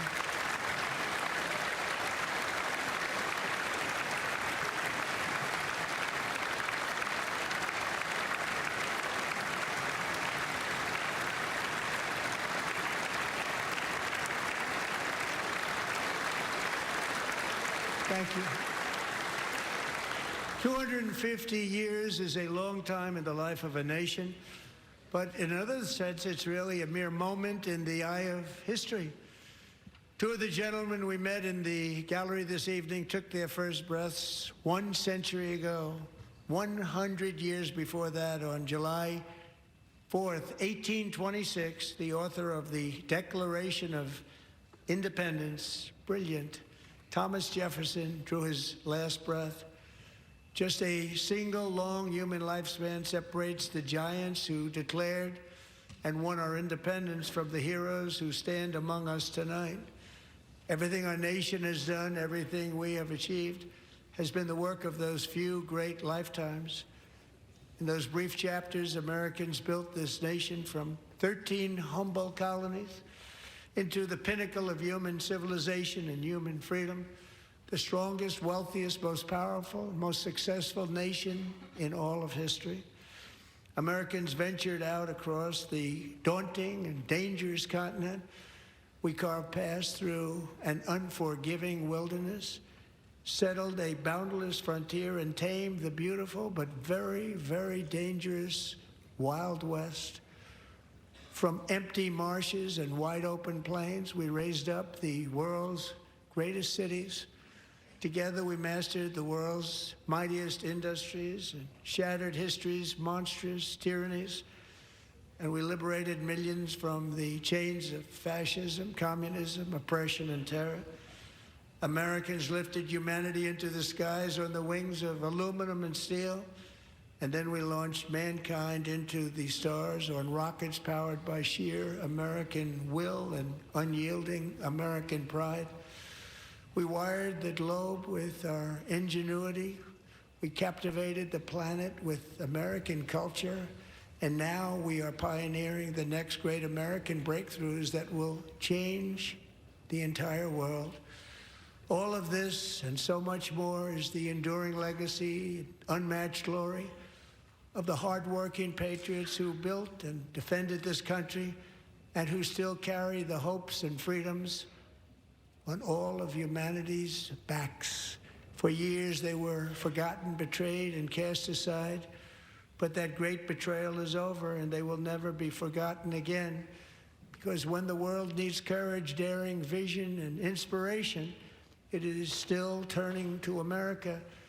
And when God needs a nation to work his miracles, he knows exactly who to ask. There is no challenge Americans cannot overcome, no frontier too vast for us to conquer, no dream too bold for us to chase, no horizon too distant for us to claim. For our destiny is written by the hand of providence, and these first 250 years were just the beginning. From the rugged border towns of Texas to the heartland villages of Michigan, from the sun-kissed shores of Florida to the endless fields of the Dakotas, and from the historic streets of Philadelphia to right here in our nation's capital, Washington, D.C., the golden age of America is upon us. The revolution that began in 1776 has not ended. It still continues because the flame of liberty and independence still burns in the heart of every American patriot. And our future will be bigger, better, brighter, bolder, and more glorious than ever before. Thank you, God bless you, and God bless America. And there we have it, President Trump in the State of the Union at 1 hour, 48 minutes. That's a record even for this president. Has given long States of the Union before, joint addresses to Congress. This will go down in history as his longest yet. He spoke tonight, shaking the hand there of the Vice President, House Speaker Mike Johnson as well, and that gavel that the Speaker used, George Washington's, to mark this 250th year. The President looking out into that chamber tonight, filled with Republicans and many Democrats, though many did not show up this evening. He spoke at length about the economy, talked about a number of indicators as he saw it as positive. Inflation slowing, gas prices down, some grocery prices coming down. He said beef is finally turning the corner, said the stock market hit more than 50 all-time highs. He said one of the reasons for his economic success were his tariffs, pointing to the Dow hitting 50,000 for the first time, he said, because of his tariffs. He talked about the unfortunate ruling from the U.S. Supreme Court, the disappointing ruling. But we should point out as he walks in, he's pretty close to the justices again as he comes down on the floor, that he did shake their hands there this evening. There were a couple of shots that they showed, one of them making it very clear that not only did he shake the Chief Justice's hand, but the others who had gathered there, including Amy Coney Barrett, who did not rule in his favor on the tariffs, though he did appoint her to the court, shaking all of their hands. And it was wondered going into this evening whether or not he would address them during his speech. He did bring up the court, used the words disappointing, unfortunate, but said he will find other ways to continue to impose those tariffs. He said they do work, and they also work on a foreign policy perspective, he said. He said deals have been made with countries, and that he believes many of those deals will still be held up, even with this setback from the court as he sees it. A lot of pomp and circumstance tonight, a lot of awards given, medals, honors, quite moving. Quite a few television moments, the Navy fighter pilot there at the end. How do you beat that at 100 years old? An honor well-deserved. And even though the speech was an hour, 48 minutes, it was just 12 minutes in, the U.S. men's hockey team. Another television moment there, returning to a hero's welcome in the chamber and here in the country. He said the goalie will receive the Presidential Medal of Freedom, Connor Hellebuck. He said the women's team will be coming to the White House soon, which Mary Bruce, you believed was the case. We await the date on the team's arrival at the White House. What are you hearing from your sources? Do they believe the president did what he needed to do tonight? They do, David. Look, the president stayed very much on message, and it was clear that he was trying to reclaim the narrative on the two issues that are top of mind for voters and where polling has shown he is slipping and losing ground ahead of the midterms, and that's the economy and immigration. And over again, he tried to draw a sharp contrast with Democrats on those issues. He argued that Democrats are responsible for inflation, that his policies are turning things around, and he urged Americans, in his words, to hold on a little while. As you noted, yes, some prices are coming down, gasoline, eggs, but overall we know that grocery prices as a whole are up over the past year. But the president urging Americans essentially to give him more time, because we know so many simply aren't feeling the impact of his policies in his wallet, and that's been a problem for him. And on immigration, that made-for-TV moment, right, commanding those in the chamber to stand if they believe that the first mission of the U.S. is to protect American citizens, highlighting crimes committed by migrants. He's arguing that he is going to keep Americans safe. Of course, Democrats argue they're trying to do the same thing by demanding reforms on immigration tax. He talked about cities in America where he believes the policies have worked when it comes to making cities safer. He did not talk about Minneapolis, at least that I did not hear tonight. No, he did not. He notably didn't talk about those tactics, as poll numbers have shown that Americans disagree with them.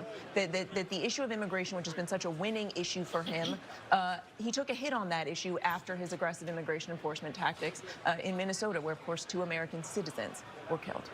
Lindsay Davis, you were also listening here with us, who anchors ABC News Live Prime and of course, the Sunday night edition of World News Tonight. This economy is a tall task. We've seen the polling going into the State of the Union. The White House, the president aware of these numbers, talked about the stock market hitting record highs. The chair declares and some of the these joint prices session of beginning the to two come houses down. You can now hear the dissolved. joint session is now dissolved. The president has left.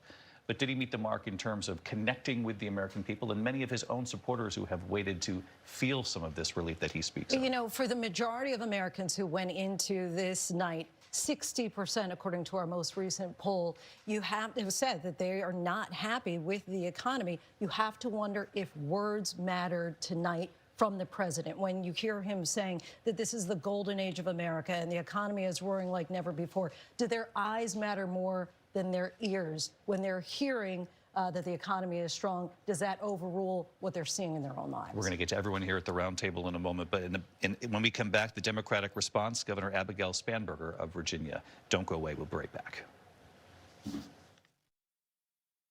This is Fresh Pet. Here, there are no fillers, no spray-on flavors, no compromises.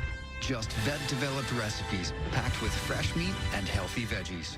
Because real fresh food belongs in everybody's bowl. For pain in multiple spots like here, here, or here, Salonpas patches stick firmly and remove comfortably once your pain is gone. Salonpas. It's good medicine.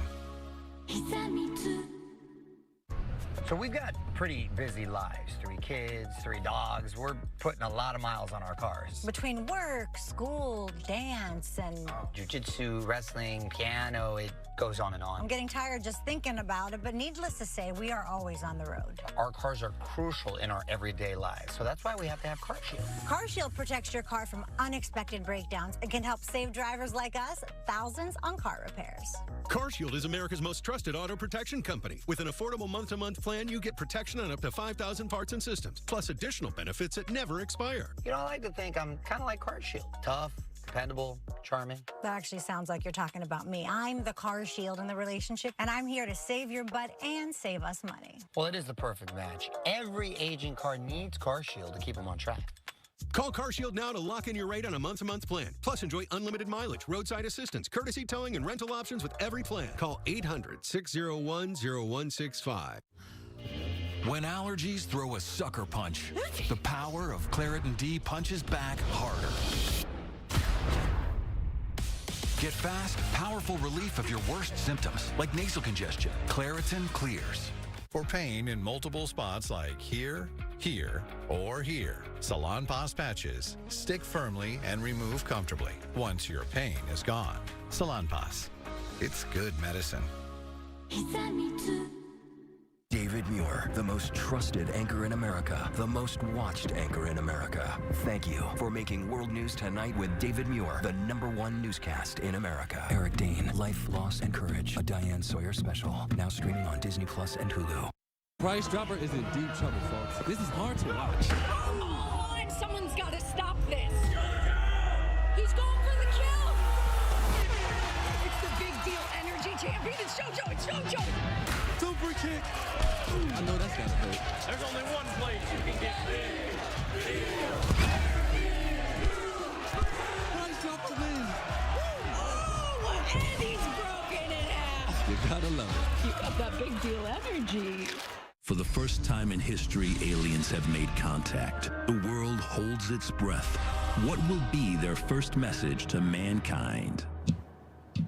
United Auto Insurance, 773-202-5000. We got you covered. Chicago.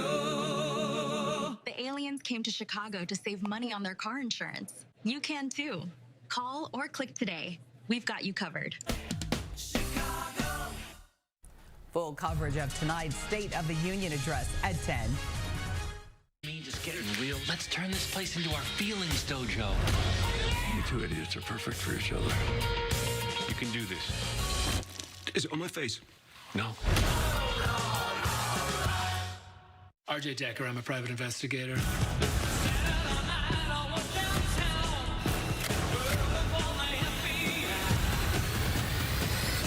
What happened to your eye? It's complicated.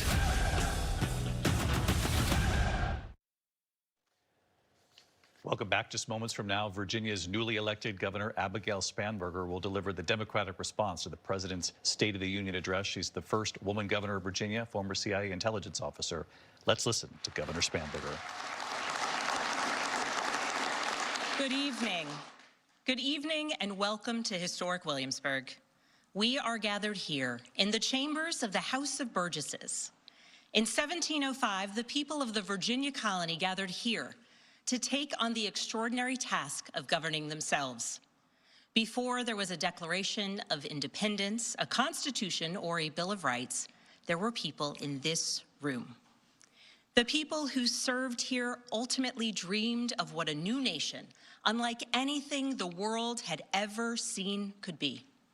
The United States was founded on the idea that ordinary people could reject the unacceptable excesses of poor leadership, band together to demand better of their government, and create a nation that would be an example for the world. And this year, as we celebrate 250 years since America declared our independence from tyranny, I can think of no better place to speak to you as we reflect on the current state of our union. Tonight, as we watched our nation's lawmakers gather for a joint session of Congress, we did not hear the truth from our president. So let's speak plainly and honestly. And let me ask you, the American people watching at home, 3 questions. Is the president working to make life more affordable for you and your family? Is the president working to keep Americans safe both at home and abroad? Is the president working for you? As I campaigned for governor last year, I traveled to every corner of Virginia, and I heard the same pressing concern everywhere. Costs are too high in housing, healthcare, energy, and childcare. And I know these same conversations are being had all across this country. Because since this president took office last year, his reckless trade policies have forced American families to pay more than $1,700 each in tariff costs. Small businesses have suffered, farmers have suffered, some losing entire markets. Everyday Americans are paying the price. And even though the Supreme Court struck these tariffs down 4 days ago, the damage to us, the American people, has already been done. Meanwhile, the president is planning for new tariffs, another massive tax hike on you and your family. And Republicans in Congress, they remain unwilling to assert their constitutional authority to stop him. They're making your life harder. They're making your life more expensive. They're even making it more difficult to see a doctor. Rural health clinics in Virginia and across the country are already closing their doors thanks to the so-called One Big Beautiful Bill, championed by the president and Republicans in Congress.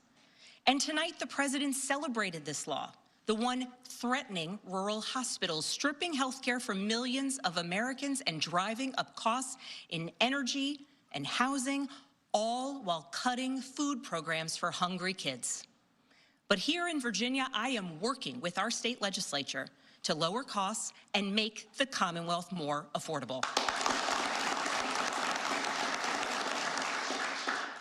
And it's not just me.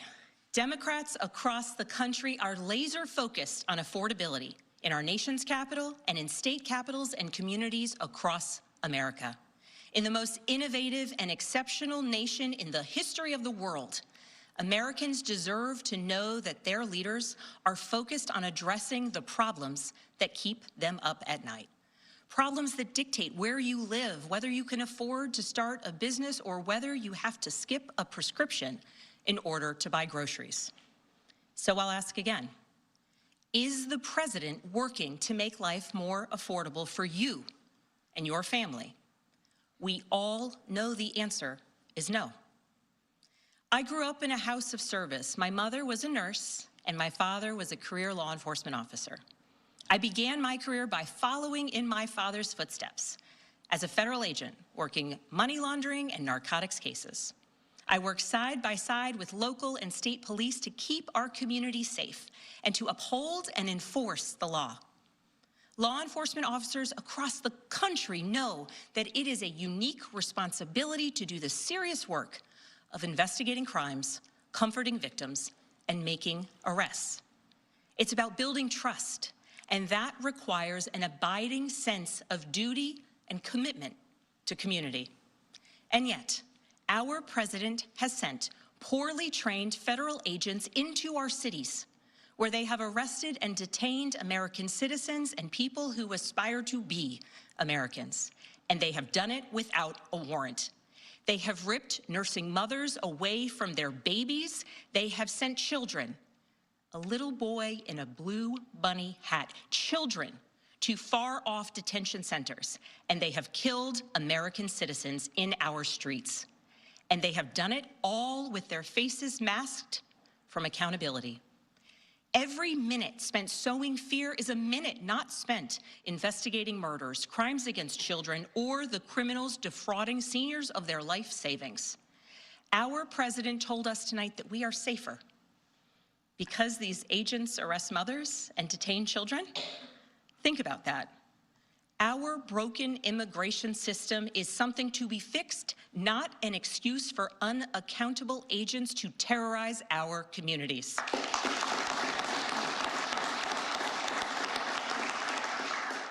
After working in law enforcement, I continued my career of service as a CIA officer, working undercover to protect the United States and our allies from global threats, terrorism, nuclear weapons, and the aggression of adversarial nations around the globe.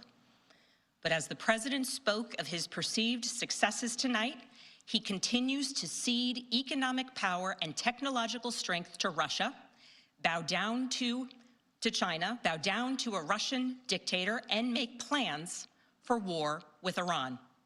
Here's the truth. Over the last year, through DOGE, mass firings, and the appointment of deeply unserious people to our nation's most serious positions, our president has endangered the long and storied history of the United States of America being a force for good. So I'll ask again, is the president working to keep Americans safe, both at home and abroad? We all know the answer is no. In his speech tonight, the president did what he always does. He lied, he scapegoated, and he distracted. And he offered no real solutions to our nation's pressing challenges, so many of which he is actively making worse. He tries to divide us. He tries to enrage us, to pit us against one another, neighbor against neighbor. And sometimes he succeeds. And so you have to ask, who benefits from his rhetoric, his policies, his actions, the short list of laws he's pushed through this Republican Congress? Somebody must be benefiting. He's enriching himself, his family, his friends. The scale of the corruption is unprecedented. There's the cover-up of the Epstein files, the crypto scams, cozying up to foreign princes for airplanes and billionaires for ballrooms, putting his name and face on buildings all over our nation's capital. This is not what our founders envisioned, not by a long shot.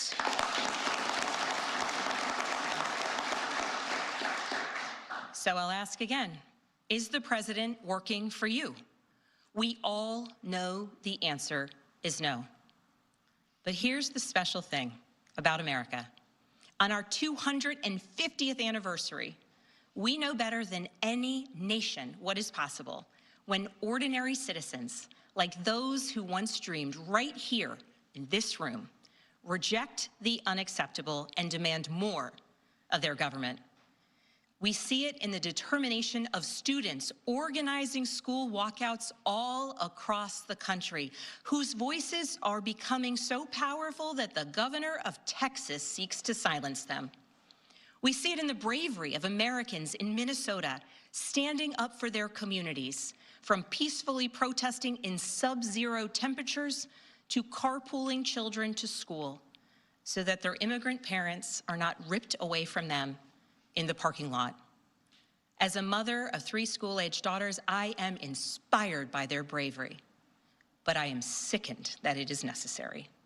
And Americans across the country are taking action. They are going to the ballot box to reject this chaos. With their votes, they are writing a new story, a more hopeful story. In November, I won my election by 15 points.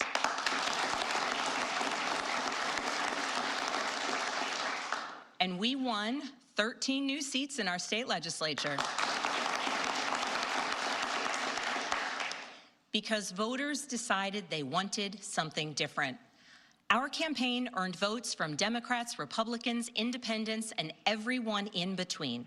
Because they knew as citizens they could demand more, that they could vote for what they believe matters, and that they didn't need to be constrained by a party or political affiliation. This is happening across the country. New Jersey elected Mikey Sherrill as governor in a double-digit victory.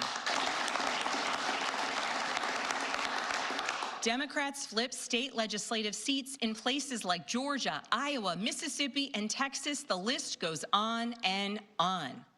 Ordinary Americans are stepping up to run in the spirit of our forefathers. They are running to demand more and to do more for their neighbors and communities. I know the story well. I first ran for office in 2018 alongside dozens of other Democrats who did the seemingly impossible, flipping 41 seats in Congress. In my case, I was the first Democrat elected in 50 years, swinging our district 17 points. Those who are stepping up now to run will win in November, because Americans, you at home, know you can demand more, and that we are working to lower costs. We are working to keep our communities and our country safe, and we are working for you.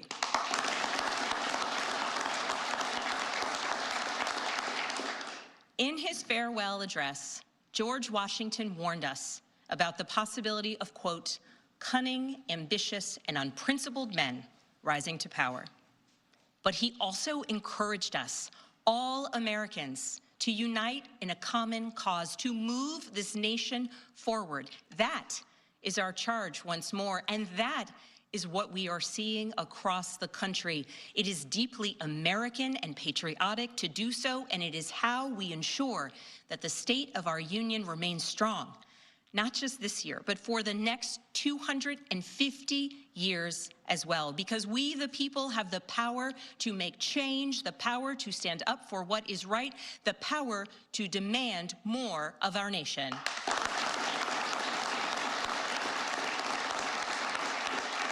May God bless the Commonwealth of Virginia, and may God bless the United States of America. There you have it, Governor Abigail Spanberger of Virginia, the first woman governor of that state, winning in a decisive victory. Donna Brazil, I want to bring you in here tonight. First of all, this is not the easiest job after the State of the Union, whatever party's not in power, to have to give the response. She did fairly well there tonight. And do Democrats believe that she holds a key playbook in this midterm election year? There's no question that Abigail Spanberger and Micah Sherrill and many others, including the two Democrats who won tonight in elections in Maine and Pennsylvania, Democrats understand that they have to meet the moment, and that means being able to talk about affordability, being able to deliver for the American people. She's a rising star in the Democratic Party, but the Democrats are ready to earn the trust and votes of the American people this fall. With just a few seconds left, I want to go back to President Trump leaving the chamber here tonight. Former House Speaker Kevin McCarthy with us in studio. Great to have you, Kevin. I'm curious, did you think the president did what he needed to do here tonight, especially on the economy, where you've seen the poll numbers? He did. I think he did a really good job showcasing the greatness of America, starting at the 250th anniversary, showing us from Olympic heroes to war heroes to everyday heroes, going down and making his case by using these guests, from Delilah on the case of illegal hitting her car and harming her. I think what he made the case, though, too, when he said about the economy, he raised the points of where he's been successful and then where it's just turning the corner. He's only been in 1 year. I think when you see this new tax bill and others moving, the economy is going to be much stronger than people even imagine. All right, former Speaker Kevin McCarthy with us tonight as well. And just before we go, give the last word to Martha Raddatz. A lot of news in these last couple of days about this buildup in the Middle East, the warning to Iran from President Trump in recent days, saying we want a nuclear deal or risk U.S. military action here. And he has said, and he alluded to it tonight, that he has not heard from Iran. We will never build a nuclear weapon. That's right. As we sit here tonight, there are 35,000 U.S. forces in the Middle East prepared to possibly strike Iran. And what you heard the president say tonight, as you said, he will not allow them to have a nuclear weapon. He said they have been warned to make no further attempts for their nuclear weapons program. They continue and are at this moment pursuing sinister nuclear ambitions. But at the same time, David, we all heard him say that in June, and he said it again tonight, that they had obliterated Iran's nuclear program. This is going to be a very risky mission if they undertake it, and there's still a lot of questions about why. A lot of questions and a story we'll be watching in the days ahead here. My thanks to the entire team gathered here in the studio, and of course the team across town in the Capitol for us tonight, including Rachel Scott, who was in the chamber, our eyes and ears in the chamber. For many of you, it's your local news coming up next. I'm David Muir, and Good Morning America, first thing in the morning from all of us here at ABC News. Good night.